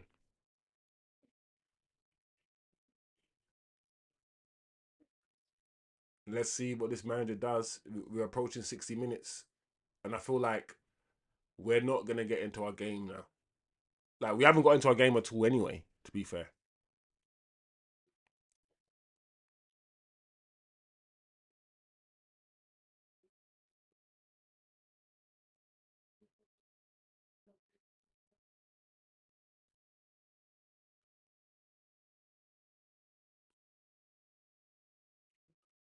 goal kick, Cunha. Why did you kick the ball so hard? How can that be a goal kick? Let me see what Cunha does here. Oh, that touch from. I mean, that touch was so heavy. How did that? Why is that a goal kick, Cunha, bro? In that position, you should either get fouled or you just hold the ball. Why did you just kick it into the for a goal kick this there? Apart from Bournemouth, they always score clean goals. Yeah, Bournemouth play football. Oh my lord. Oh, Brian and Boomer, bro, you're giving them the ball back twice. Brian and Boomer just gave him the ball back twice. He got the ball, misplaced the pass, then somehow got the ball back again and misplaced the pass. And now Jesus is down on the ground.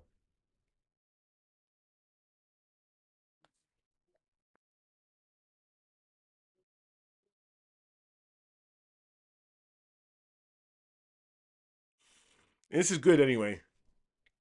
I think some of the United fans are getting too carried away, bro.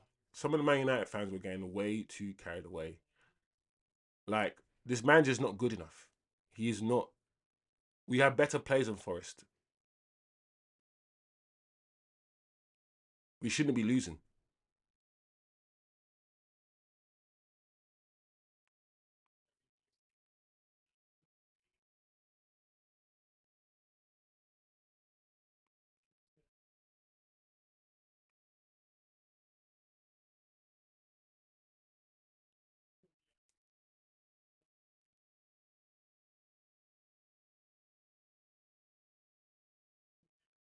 Ah, the steam.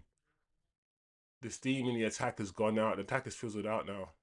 This is we're not gonna score. We're not gonna score here in this position.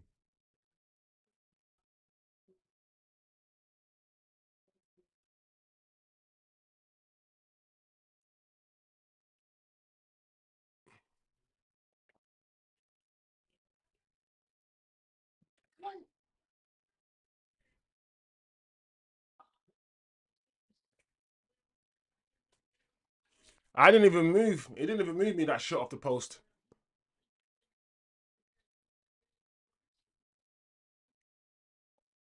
How did Casemiro miss that? Oh, lucky Cass. That was a good shot from Bruno. See, the problem with Bruno's been shit all game. Absolutely dog shit all game. Yeah. And the minute he takes that shot and hits the post, you'll hear the crowd go, Bruno, Bruno.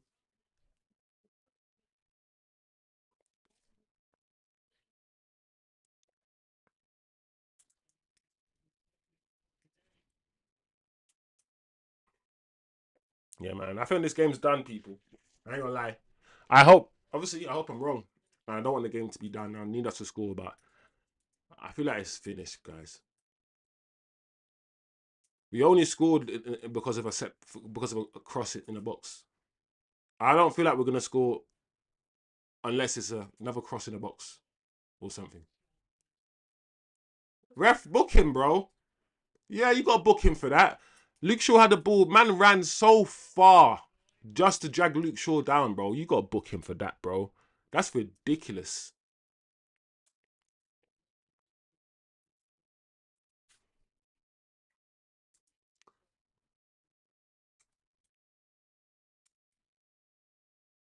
Come on, guys. Come on, guys. Come on. You got half an hour left.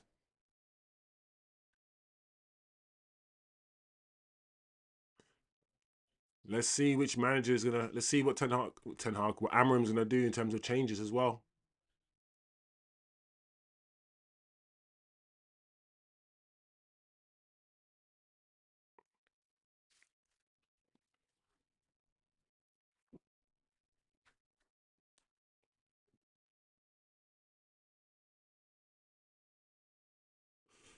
Eddie says we're not done. Eddie, I hope you're right, man. I'm being pessimistic right now. I'm going off the history. I'm going off what I've seen us do before. But obviously I don't want us to be done. Obviously I want us to win.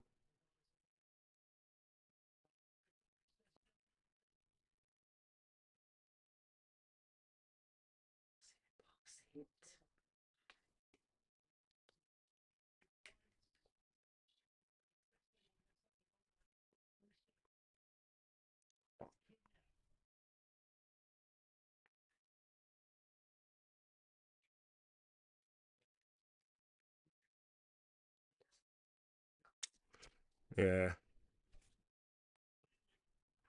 Eddie says we're not done. Eddie in the chat says United are not done. This is the new Man United. When did this when did we create or when did we have a new Man United? At what point did we become new? Was it last week? Week before? Was it when we beat Liverpool? Because the goals we conceded looked like the old Man United.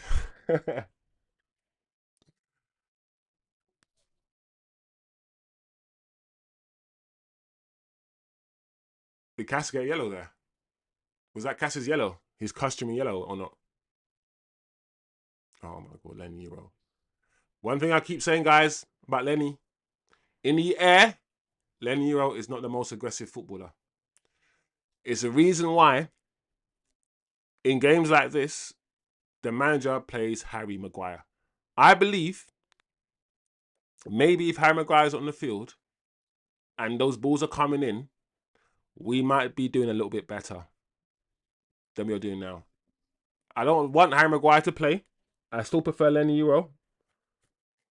But I've always said, and the manager said himself, he plays Harry Maguire because of the threat or the increasing threat other teams pose in the air. And as you can see, every time Leniero is jumping, he's not strong. That's not a part of his game, yeah, where he's the strongest. He's not Vidic in the air. He's more Rio in the air. He's the guy who cleans up after the guy who jumps to the ball. It's the Delit jumps to the ball. Leniero sweeps up. Leniero is not the aggressive guy to come and jump and win a header. He's not.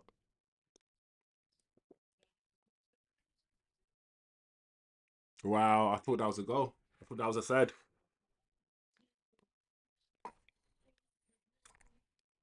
When we beat Liverpool, that's when it started. I don't know, man. I feel like to have a new team, you need a new coach. You need literally a new team. You mean we started a winning streak at Liverpool, but we're still making some of the same stupid errors.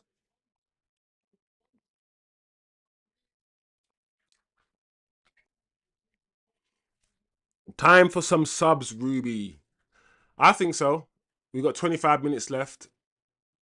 But the problem is, yeah, are you gonna take Casemiro off? And if you do, what are you gonna do? Put on Ugarte? No, that doesn't improve us. So it's like, what do you actually do? Take off Xerxes for Sesko. Take off Sesko for Xerxes. Could do. Sesko hasn't really done anything in this game.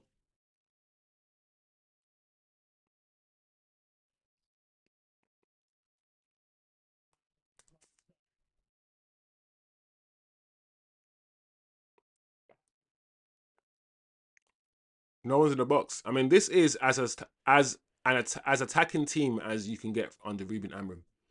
As in, this is the most attacking he will ever go. The only thing I can ever think, only other thing he can do to get us more attacking is change Dallo for Dorgu, which he won't do.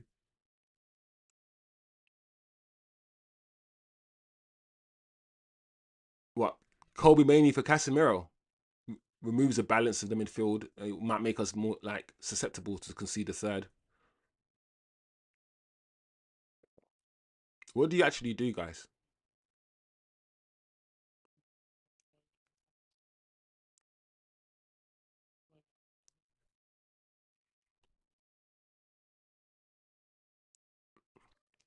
Yeah, man. Lenny Euro needs to do better. Lenny Euro needs to get into a different position there and show for the ball. Oh my gosh.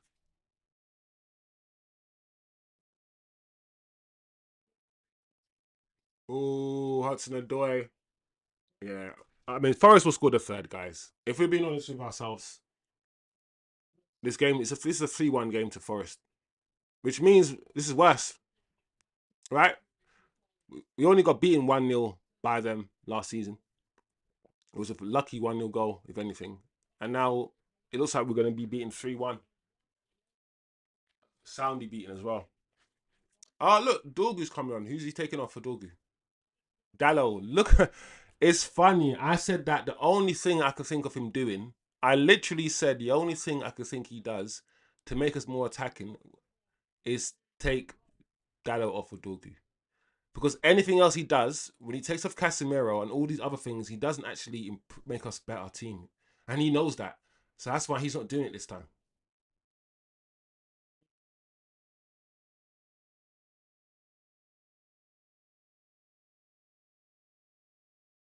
Yeah, he knows it. That's why he's not doing it this time. He usually takes off Ahmad as well. He takes off Ahmad. He can't do it this time because he needs Ahmad on the field. He doesn't want to take off Cass because he knows what's going to happen to the midfield when he takes off Cass, as I said before. So I actually think Dorgu for Dallo is probably the first thing he should have done, but he probably should have done it earlier.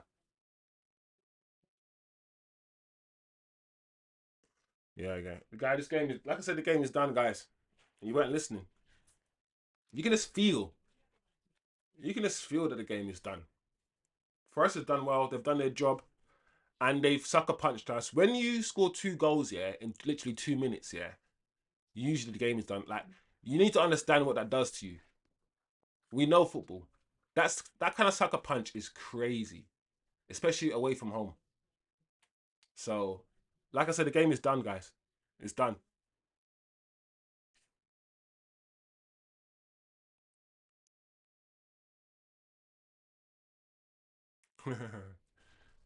And that poor guy ain't getting that haircut. So, Brighton, is it 2-0 Brighton? 2-0 Brighton.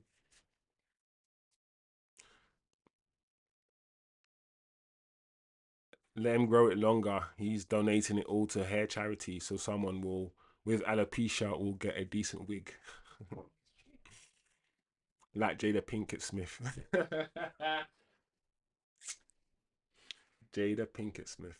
We got 20 minutes left to score 2 goals, guys. Like I said, the game's done, unfortunately. But we started well. We started well.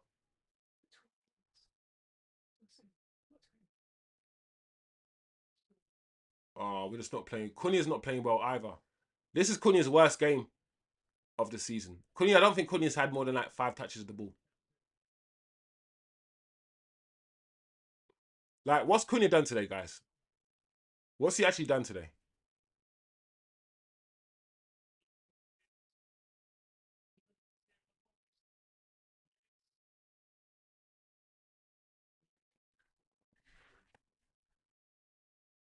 They physically, you don't know when a team is physically rattled you. Like, they're so over you. They just challenge you. They're fouling you. The referee's not blowing anything.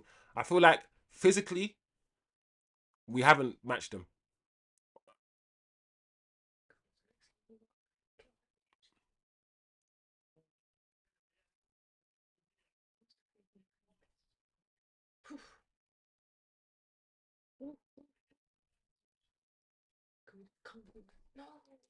It's such a rubbish game to watch, bro.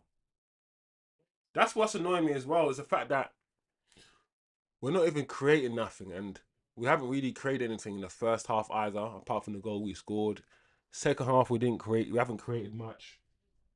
It's the fact that we know this game is going to be a fine margins game.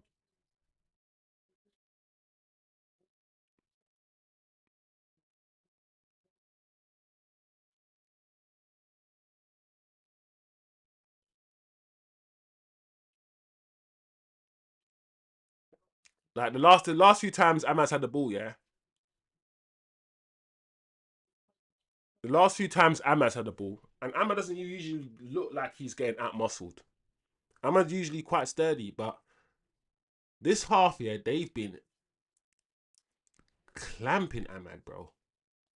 It's almost as if they've been told, listen, Ahmad, get tight, get close to him, rattle him. And he hasn't even touched the ball that much. And when he does, here goes Ahmad again. But Ahmad's the only outlet as well. It's also frustrating that Ahmad, look at Brandon Bumo just by himself, surrounded by 3 players.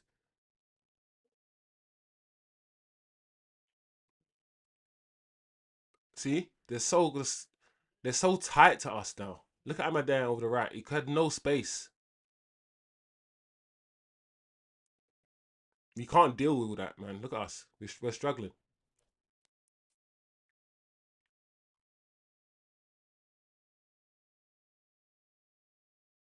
This is the worst game I've seen Ahmad play this year. It's interesting. He's not even the worst player on our pitch.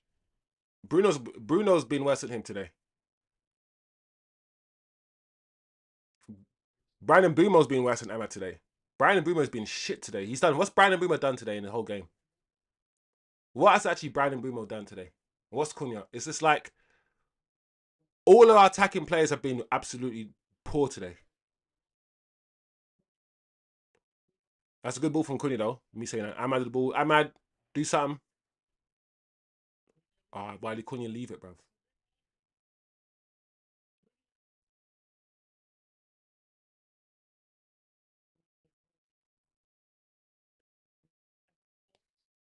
All right, let's go.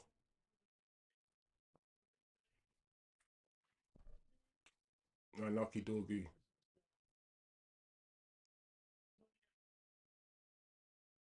Oh, they're blocking. They're trying to. They're doing their thing.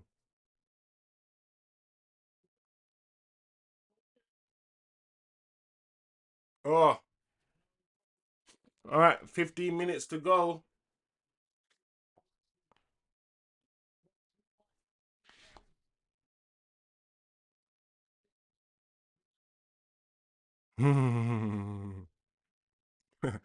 Big up Kind FC in the chat. The Teeth them put this match behind another paywall. Mech will lose. Yeah, bro. Yeah. Nah, I don't. Kind FC, you're not. Nah, I don't think Kind FC's out there in the Caribbean. Are you Kind FC? Where are you?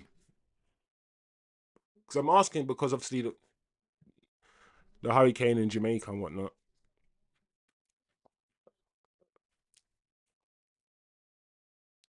Yeah.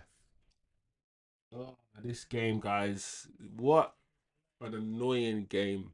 I'm not even angry today. I don't think I'm angry. I'm just annoyed. It's just annoying. Frustrating. It's the fact that we were winning the game. And we went from winning the game to losing the game in 2 minutes.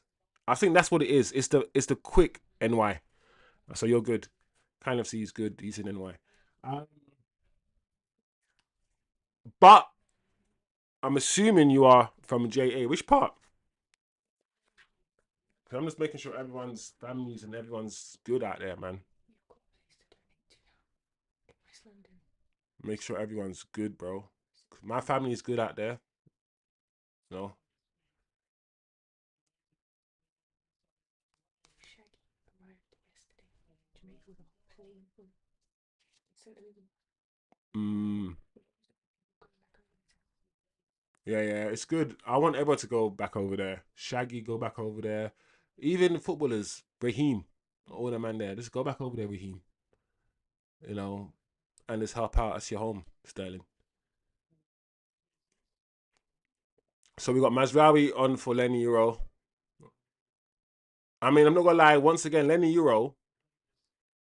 One thing that is clear for me when it comes to Lenny Euro is his lack of aggression. Lenny Euro is good with the ball at his feet.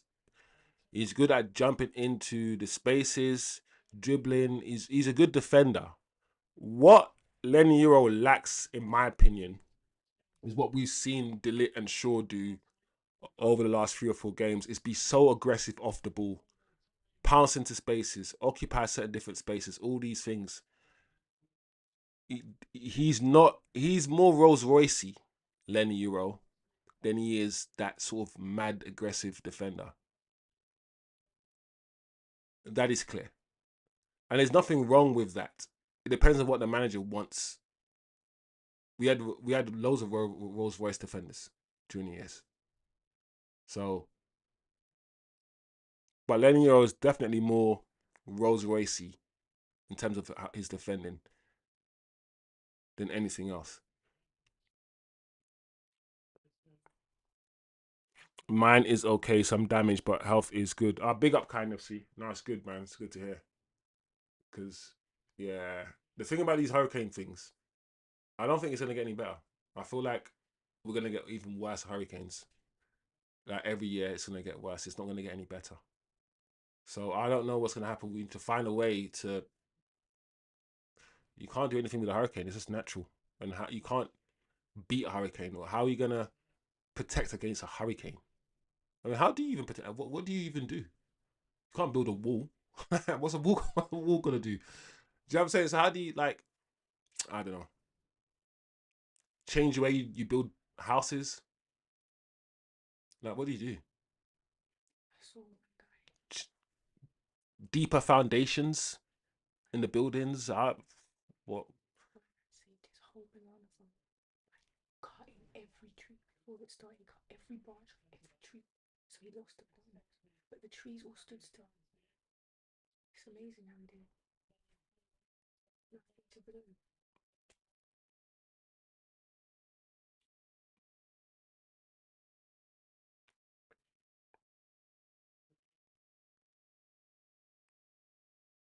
Don't foul him, Cass. Don't foul him. You don't need to. Don't get the yellow. Don't get your customer yellow. Yeah, we're not gonna score. Basically, what I'm trying to tell you guys is this. The reason why I said the game's over and I'm always right, yeah.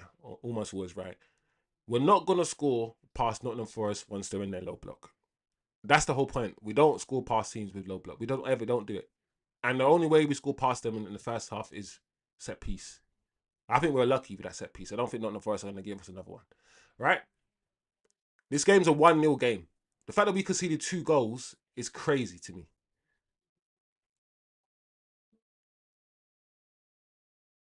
And we conceded those 2 goals, yeah, about half an hour, with half an hour to go. And we've got 10 minutes to go, and we haven't even looked like scoring a goal. We haven't even looked like scoring a goal, guys.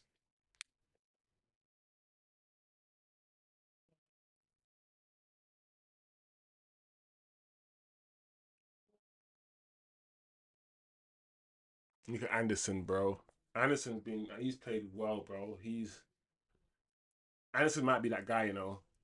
Box to box, going forward, he's done well. Defensively, he's done well. He's a unit. He's strong. But I'm not hearing this £100 million for Anderson. I'm still not hearing it. I'm not having that. I'm not having that. But from what I've seen of Anderson, guys, in this game, this scout,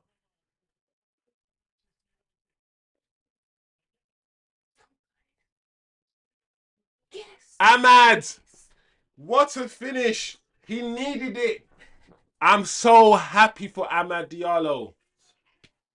Ahmad's worst game this season. I'm so happy for the kid, bro. He's my favorite player. And he wasn't playing well. He wasn't playing well. He wasn't playing well, guys.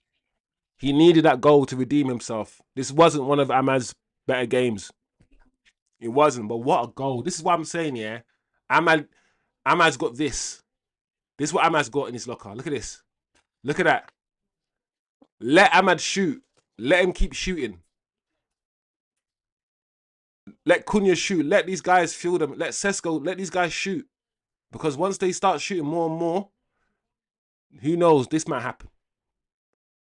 This was probably one of the few ways we were going to score. This game, yeah, all 4 goals, none of the 4 goals in this game have come from beautiful play. None of the 4 goals, VAR. What's VAR got to do with anything?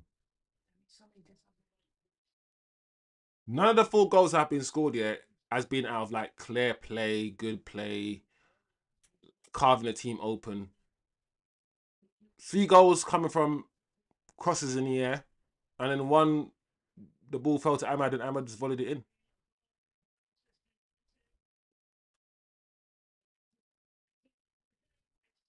All right, guys.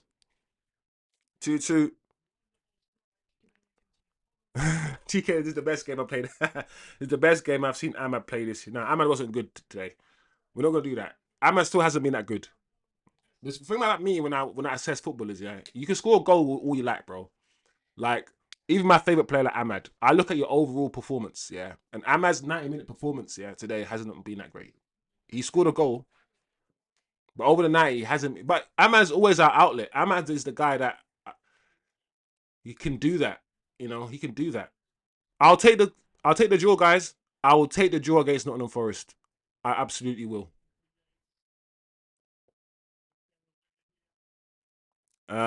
Eddie says, I told you, Wiz, this is the new United. We're just lucky, bro. Oh my lord. Even that goal, yeah, that we just scored, it was just out of nothing. It fell for Ahmad. Ahmad left foot volley into the top corner. That came out of nothing, Eddie. But you're right. The new Man United, says Eddie. This is the new Man United. We're back in the game. We've got 7 minutes to go. What can we do, guys? Come on. You've got me being from pessimistic, from being like the game is done. Now I'm like, come on, let's go. Forest is gonna score a third, aren't they? Flipping heck. Gibbs, what? Oh. I'll take the draw, guys. I would. What are you saying, people? Are you? Would you take the draw? I'll take the draw. You know, individual. Yeah. Kind of. See, that's what I'm saying. Like, you know, when some people say that there's nothing you can take, yeah, from the Liverpool Brighton wins that we can consistently implement in another game. Like every single game, yeah, is treated like a cup final, which means we don't play the same way in any given game. Nothing we do is sustainable, right? There's nothing we saw against Liverpool that we can pick up and say, cool, we're going to see that being replicated against Brighton or against another team. And the way that we play today is different. It's going to be different to the way we play against another team. So a lot of what we're seeing, guys, is the players working and figuring things out. That's what we're seeing a lot of the times. We bought better players now. And because we bought better players, they're now figuring it out. Oh, oh. Was that the goalkeeper?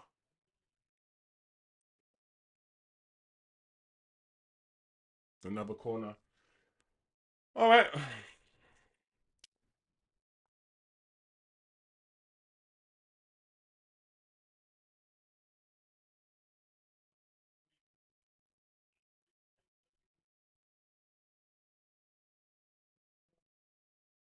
Anderson on set. Is Anderson on set pieces? All right, Anderson. I never knew you on set pieces as well, my guy.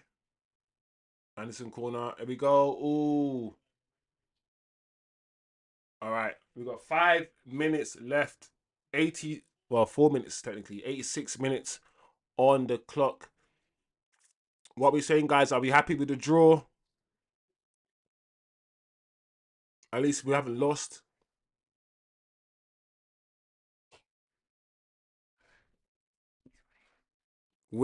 Both our goals were set pieces. Open play is crap today. Yeah, TK, open play is crap in general, bruv. The league, yeah.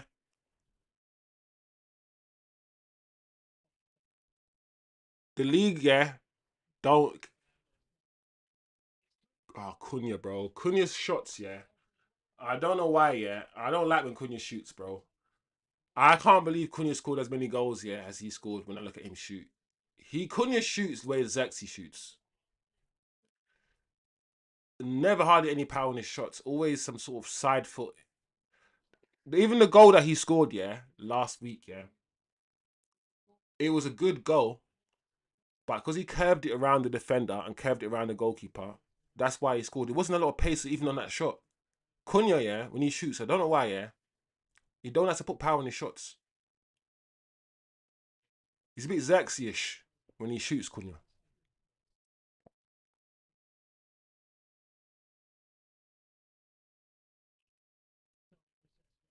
Ah, Sesko, bro. You could have chested that down, bro. You know the ones you didn't need to header it. You could have chested it. Well done, Dorgu. I don't want Dallo. I don't want to see Dallo again, bro. I really don't. Cunha, bro. Cunha, man. Cunha's that guy. That's like I said. I'll be interested to find out how I feel about Cunha, and give me 6 months. Cunha, see, Cunha. That's so amazing from Cunha. Beautiful.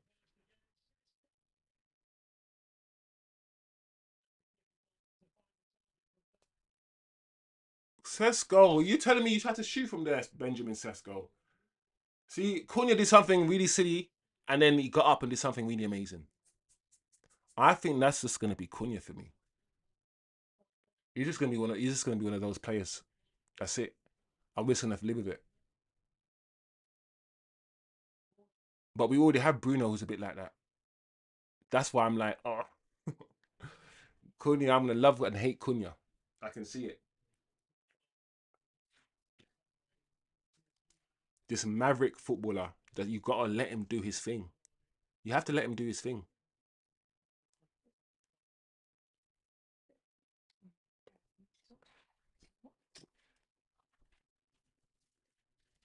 Oh, Mazraoui.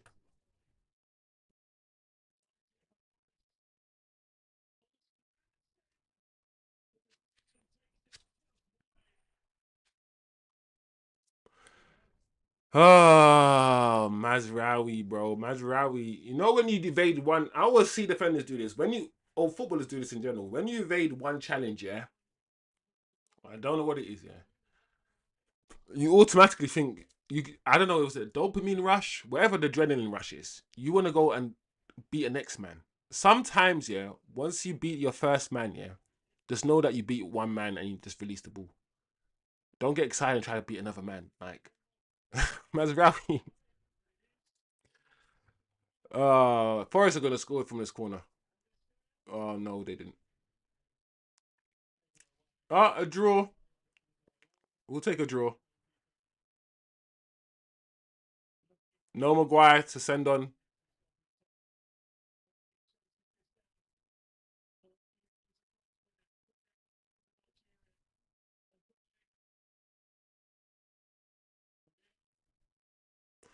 And also Casemiro lasted the whole game. Shows that he can play the whole game. If the manager, like, there's nothing wrong with him playing the whole 90 minutes.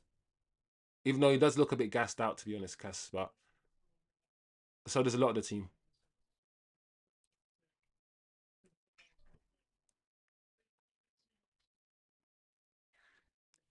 5 added minutes, people.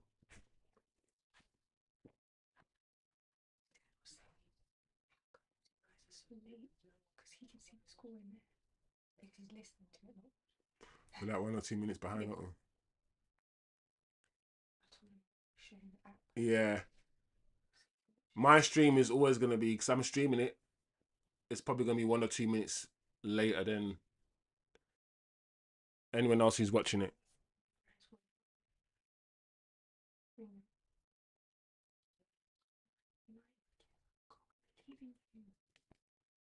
We just need to get another goal in the next 4 minutes, which looks unlikely.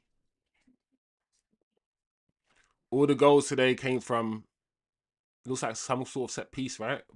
Balls into the box.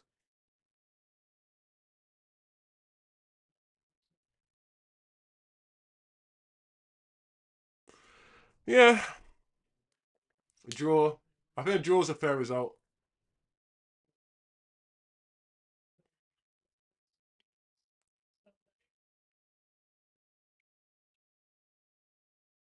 Got Zaxi. None of Zaxi been warming up for the whole second half. Zaxi, bro, just leave, bro. If I was you, I'm not staying here, man. This manager is crazy. Sesko's done nothing all game. Absolutely nothing all game, Sesko. Let's call it out. Sesko's been shit today. He's done absolutely nothing today, Benjamin. And you can't tell me that you couldn't put on Zaxi for like 15 minutes.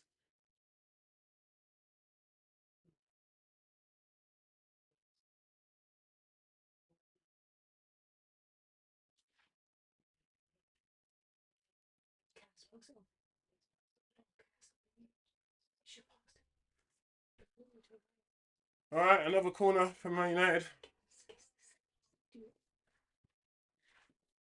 Looks like this set piece Premier League, the Premier League of set pieces, where all these teams are the same. They're all setting up tactically to just stifle each other. So the only fine margin you can create is via set pieces. Such a boring league, bruv. Huh? Too much on it. Get in, boys. Get in. Oh. Was that clearance off the line? Oh my gosh. That was going to be Ahmad's second goal. Oh my gosh.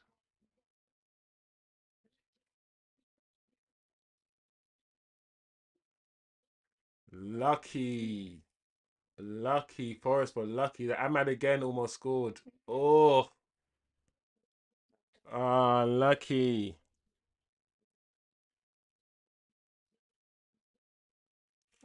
We need to find a way to be better. If we could stop these teams from scoring, because I feel like Man United now have a team, that can score goals, past most teams now. I think with Cunha's and Bumos and some of our players, we have players now that can get a goal. We just need to be better defensively, bruv.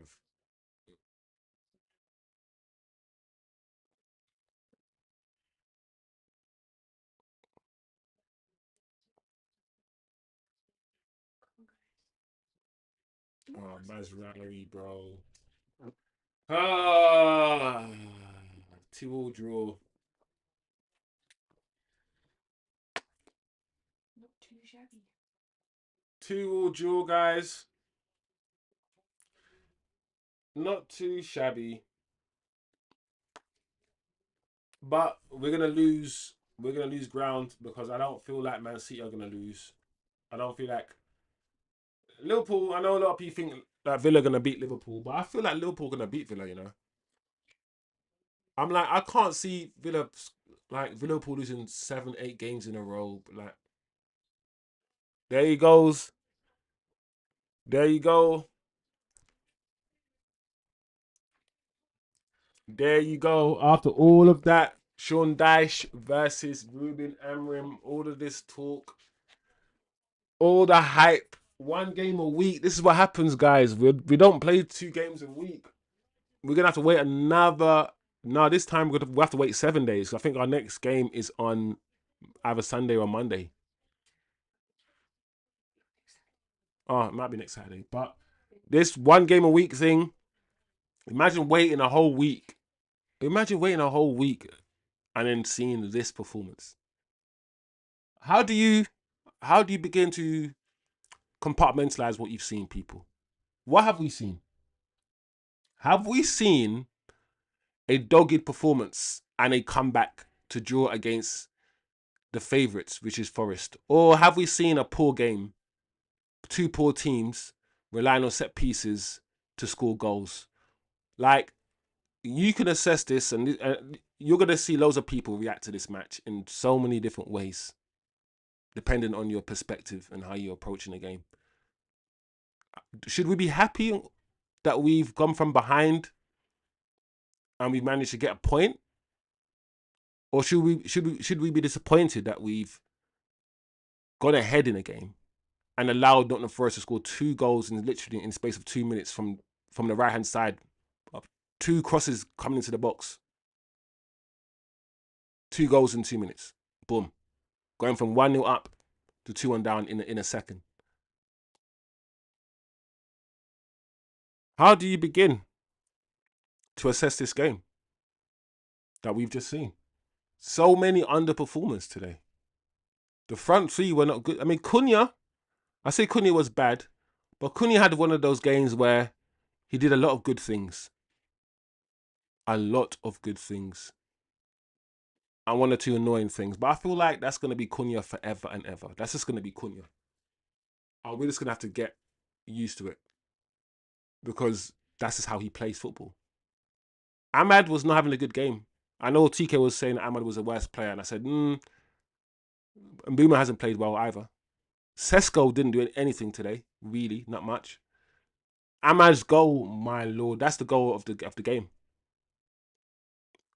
When I say about when I talk about goals of the month, I don't expect to see tap-ins in the goal of the month. I don't expect to see Harry Maguire's header in the goal of the month competition. What I expect, the type of goals I expect in the goal of the month competition is Ahmad's goal today. That volley, sweetly hit, top corner, bam, great goal. The only good goal of the whole game. Probably the only goal I can remember. I can't even remember the Forest's. I can, but you know what I mean. They're not memorable goals. The second half, they were more aggressive than us. I don't know what happened. We started the second half and they came out, and they were all over us. Ahmad had a decent first half, but second half, the first 25 minutes, of the second half for Ahmad, they were on Ahmad like a rash. He was marking Gibbs White for the goal, and I'm never gonna be annoyed at Ahmad because Ahmad is literally short. Ahmad is like 5'2". So That's it. That's it. There's nothing else to say. Don't expect him to do anything in the air. So I can't even be mad at Ahmed. But it's clear to me that most teams are going to understand that Amad Diallo, whether you guys like it or not, is our outlet. When he has the ball, we feel good. We feel like something's going to happen when he has the ball on that side of the pitch with Brian and Bumo. Not when Dallo has the ball, when Ahmad has the ball. So I feel like they purposely, in the second half, when Ahmad had the ball, there's always 2 or 3 players around him. Especially in the second half. I think they purposely doubled up on Ahmad in the second half. I don't know. We lost to Nottingham Forest, I think, last year. We drew this year. So you could argue it's an improved performance. Or is it? I don't know, guys. I'll allow you to decide. The game is done. Kind of see. 2-2 is the final score. TK says Cat Pillow rescued the point for us. And also, Kind of C says game done. Yeah, man, the game done. Ginger Mo almost done us again. The Ginger Mourinho. Ginger Marie, almost 2-2 draw. Tim says it's disappointing, very disappointing. Tim, it's one of those ones. You can trick your brain, you can train your brain to look at it as a positive. You know, Forest away from home, and we drew, and we could have won. So it is what it is. TK said, I said Forest players would play hard for their new manager. They looked good. United were fortunate to save face, says TK in the chat. Eddie says, I think it's a good point to our standards at the moment. We are still growing as a team. So I'm going to understand both perspectives. I'm going to see from the point of view of somebody who says, you know what? It's an improvement in terms of the result from last year. We were 2-1 down, and the 2 goals we conceded came out of nowhere. And the fact that we still managed to get a goal back shows something. It shows something, and we didn't lose. So that's true. Tick. Cool. That's Eddie's perspective. But I can also understand TK saying, listen, we shouldn't have lost. Like, why are we conceding those 2 goals? We weren't good today. Like, these Forest players were playing hard for their new manager. So all those things are correct. All those things are right, I think. Lemens is still undefeated. He is. He hasn't lost a game, technically speaking. TK says, Forest played us how we played Brighton. Hard and fast in their checks. Says, Yaya, big up Yaya, bro. I hope you're doing well. Bro, I effing hate this club. Yaya came. Yaya is not happy guy at all. I understand your frustration. Yaya, you're angry. I'm not angry, Yaya. I'm more frustrated. That's where I am. I'm not angry. The 2 goals we conceded, we literally 2 goals in like 2 or 3 minutes. That's a sucker punch. That hurt. I thought in my mind we weren't going to recover from that. The Man United team of last year would not have recovered from that, and we wouldn't have scored that goal. We wouldn't have. The fact that we still scored a goal showed a bit of determination is a good thing. We, against Brighton, conceded 2 goals out of nowhere. Against Brighton, we conceded 2 goals out of nowhere. Against Nottingham Forest, we conceded 2 goals out of nowhere. What we need to stop doing is concede, and we always concede 2 goals in the very short. Like when we concede, we usually concede another one. Against Brentford was the same. What we need to stop doing is when we're on top, when we're ahead, we need to stop conceding these stupid little goals out of nowhere. Out of nowhere. And it's always crosses in the box.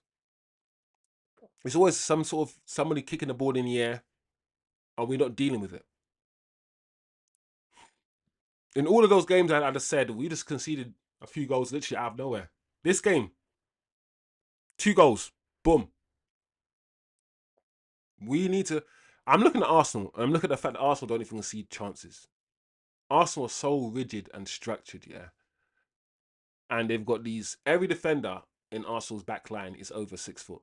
I think the shortest defender they have, yeah, is Timber, and Timber's probably like 5'10", 5'11". Yeah. And we have Amad Diallo playing as a wing back. It's not the same. Like, Arteta's created this Arsenal team, and he said, "I want super soldiers. I want universal soldiers." Everyone's seen that movie, Universal Soldier, Jean-Claude Van Damme. Yeah, that's what Arteta's backline is. So we have likes of Lenny Euro, soft. I like Lenny. Don't. I'm not even trying to. Lenny's still one of my favorite defender, and he's an amazing defender, and he will learn the aggression. But he's not the most aggressive. Then we got 5'2" Martinez who wants to come back to do what? So we can concede. So we could concede more set pieces. Yeah. So we need to figure it out. We are conceding a bit too much with balls in the air in our box. Hence why Maguire. Now we understand, guys, why the manager is looking at Maguire a bit more because of that. And as usual, it's a rock and a hard place. It's like the Casemiro Ugarte, off the ball, on the ball decisions. You play Maguire instead of Lenny Euro, you get that in the air dominance, but you lose what Lenny Euro gives you. So I don't know, guys. I don't know. Osman says, cons, ship 2 goals in 5 minutes after half time. Must have been a hell of a team talk from Ruben. Yeah. Sarcasm there, Osman. Pros versus Brighton. Liverpool and now Forest. This team got rattled and then fought back and claimed points when the potential to roll over and collapse was right there. Exactly what I said.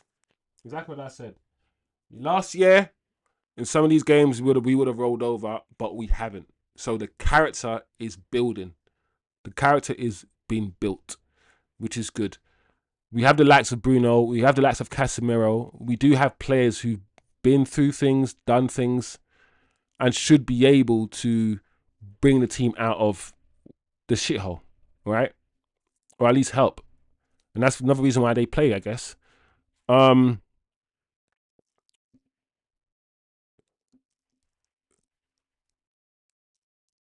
How do you really feel, Yaya? TK, these players know what they are doing. Absolutely. These players don't know what they're doing. I think Yaya is saying. Big up Yaya. Big up TK. Big up the chat. Not the result that we wanted. But I feel like we're in a very strange place where I don't think none of us are absolutely angry. But we all wanted more. So I feel like we're in a very strange place in terms of our feelings. I'm like, how do I feel right now? I'm half content with the draw, guys. I'm not gonna lie, I'm half content with the draw and half frustrated that we didn't win. While at the same time acknowledging that we could have lost this game. This is a game we could have lost, and last season we would have lost it. So I feel like on the balance of play, what we all saw today, I feel like a draw is a fair result. And that's probably why I'm not overly upset, if that makes any sense.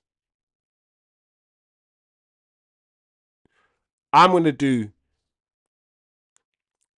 if Turkish just want to do it, I'll do the MVP. Today, the MVP is going to be no other than TK. TK is the MVP today. To be honest, if TK was honest with his MVP awards, he would award himself the MVP a lot more often. TK was in the chat from the start to finish. Yeah. When the first to log on the chat, and he's still here. TK is the MVP today. Turkish, award TK with the MVP. If anything, like I said, if you're being honest, TK is probably the MVP most days. But, be humble and all that, TK, you know.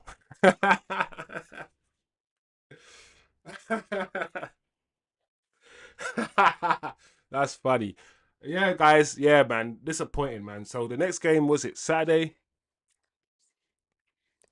Kind of give me a shout. We're losing until I pop. No, you're right, kind of see. Big up kind of see as well, bro. Kind of see. He blessed us with his presence, and as soon as he came on, we scored. So big up kind of see. Listen, man. Next game Saturday. Was it Saturday 5:30 kickoff? Let's check what wins the next game. It's Tottenham Hotspurs, so it's going to be live, isn't it, guys? Tottenham.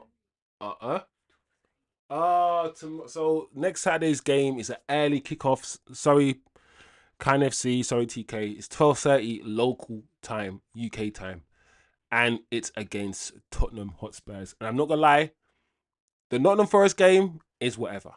It's whatever. But this Spurs game, Spurs beat us 4 times. We have to give Spurs something. We have to give them something, guys. We have to. We lost to Spurs 4 times last season. We didn't give them nothing last season. So next Saturday we have to. The way I feel right now, yeah, with the draw against Nottingham Forest. If we draw against Tottenham, I'm gonna be angry. I need these players to beat Tottenham next week. I don't care. So big up. I'll do my match reactions shortly after. Once I think about everything and can put things into perspective. I will do my tactical analysis as I usually do on either Sunday or Monday, so look out for that. So that's 2 videos, match reaction and tactical analysis in the next few days. And my usual show, my Fallout show, the weekend Fallout show on Monday evening, where we just talk about everything that's happened after the game, the quotes, the other games, and yeah, just wrap everything up over the weekend. So that is it, people. With bro, Spurs are on fire. I know they're on fire, Yaya. I'm not even thinking about what. I know Spurs are on fire, but you know when someone slapped you around a bit too much, Yaya. When you've had enough of someone slapping you around, that's where I'm at when it comes to Spurs. I've had enough of them slapping me around. So we need to. We owe them a slappage. We owe them a slappage, bro. Go back to the days where Spurs were our slappage team, where no matter how many goals Spurs were beating us by, I still felt like we were going to come back and do something. I remember them 5-3 wins against Spurs and all these things. So we owe Spurs something, bro. That's all I'm saying. But Spurs are doing well. With this draw, we will feel better come Monday. You think it's one of them ones, TK, where right now we feel a bit shitty, but once we look back at it in hindsight, a draw against Forest away from home is not actually the worst thing. Especially knowing the fact that we came back from 2-1 down. So it might be one of those ones, sleep on it, and we're going to be like, you know what? We're not going to win the league, bro. So us wanting to win every single game, like the way Arsenal are doing, let's just cut that out. We're not going to do that. So, yeah. I hear you though, TK. Big up, Shivam. What a crazy match. Yeah, Shivs. It was just not serious, bro. Like I thought we could have won. I thought when we were 1-0 up, and the fact that they had possession in the first half, but they didn't create much. And like I said, I keep saying, not many chances were created in that game. The game felt like a 1-0 game. And even though I bet, I don't even believe in all this XG nonsense, but I bet, guys, the XG in this game is below the goals that were scored. Because no one could tell me that Ahmad should have scored that volley. He shouldn't have scored that volley. These crosses that are coming in that are getting deflected, and then guys are just scoring tap-ins and all these things. Those aren't chances. So I can imagine, guys, the XG in this game is below 1 for both teams, but the game ended 2-2. And I think that should show us something, right? That should mean something. What does it mean? We didn't know neither team created any chances in the game, but they scored 2 goals. It shows set pieces are the most important right now. And I don't like the way that football is going. I don't like this set piece thing. I don't like it, guys. I really don't.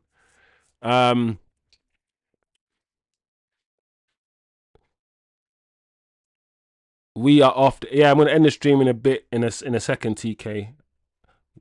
To end the streams, a nice bookend to the. We are live. All right, I hear that. Shivam says sometimes I feel we defend.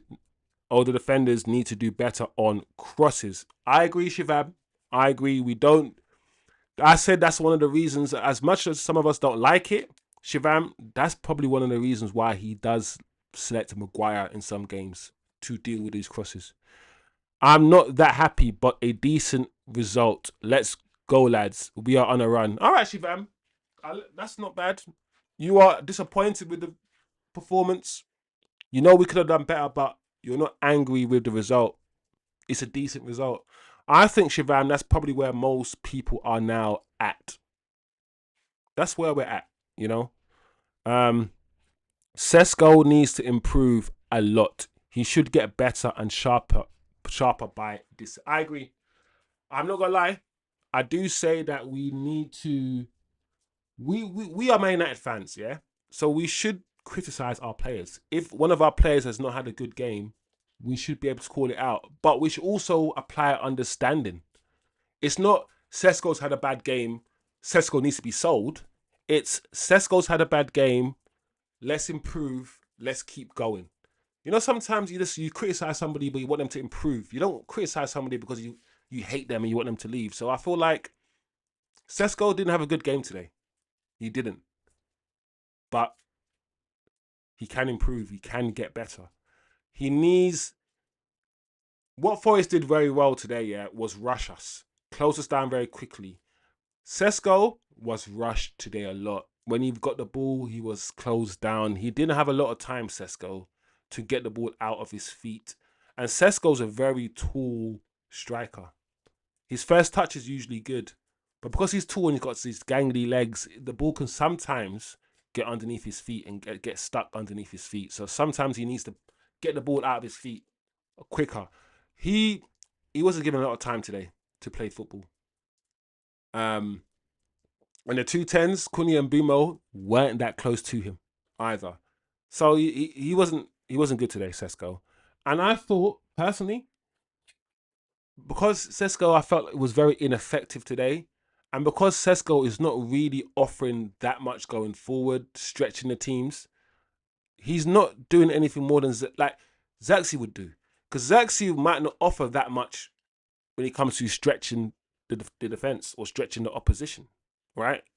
But Sesko's not really offering that either. And Zaxi would probably offer us more link-up play than Sesko does. So I'm always like, listen, around the 60th minute mark or 70th minute mark, I would have taken Sesko off and put on Joshua Zaxi. I would have. I don't get why the manager saw that Zaxi... Time and time again, we all saw Zaxi was much better than Højlund last season. He was much better than Højlund in every game, in my opinion, last season. But Højlund will get picked over him time and time again. This man just needs to trust and make changes, and effective changes. Anyway, guys, good stream. Not the result that we wanted, but good stream, good chat. Big up the chat as always. Shivam, Yaya, TK, Kind FC. A few of the Eddie as well. A few of the regulars didn't jump in. We didn't get Jerry and a few others today, but Tim as well. Big up Tim. All the usuals, bro. One of those games, guys. One of those games, but it is what it is. We came together. We drew. We got a point. We left. Let's keep going. Onwards and upwards. Big up, everybody. Enjoy the rest of your evening. Enjoy the rest of your weekend, people. And as TK says,